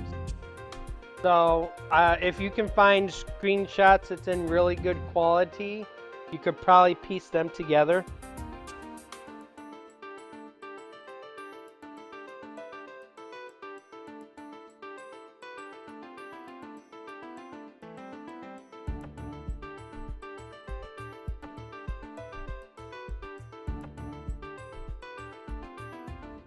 Even if you can't find the models, you could probably piece together the screenshots, because the game's going to tell a very similar story.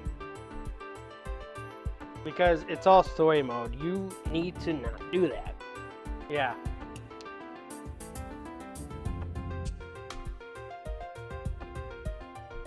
I thought they were having you join, Phoenix. Also, I think we're going to probably have one more Discord stream after the stream as well.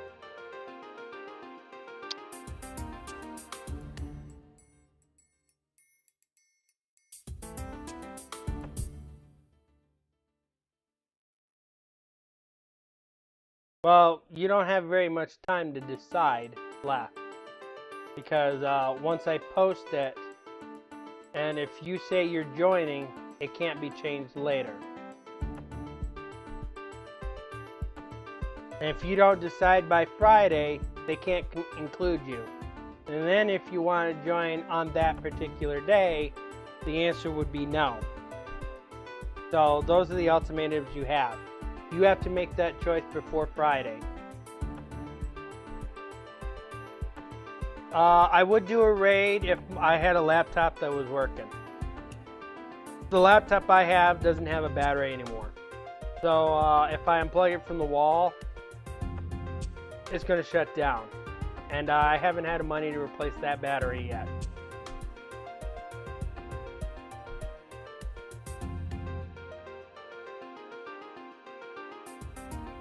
Andy's been doing the raids for a bit. Yeah. I don't want to open up the browser because we've had issues with XSplit crashing when multiple things are open. So if I go open up the browser, there's a likely chance of XSplit's going to crash because they haven't fixed it in the last 3 months. And we've been getting a bunch of error messages while we're opening it. We keep telling them about these errors and they won't fix it. We're in the process of trying to go back to OBS, but OBS is also giving us an error message.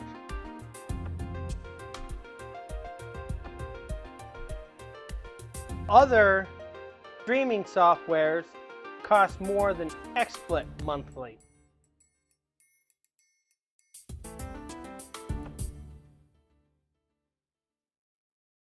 So that's the issue we're running into.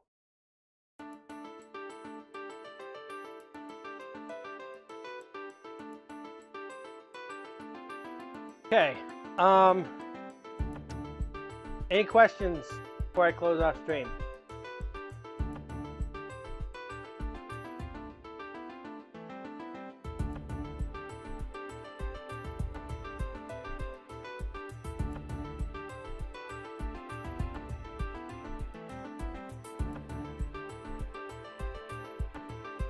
Okay. That's going to be it for me for tonight, guys.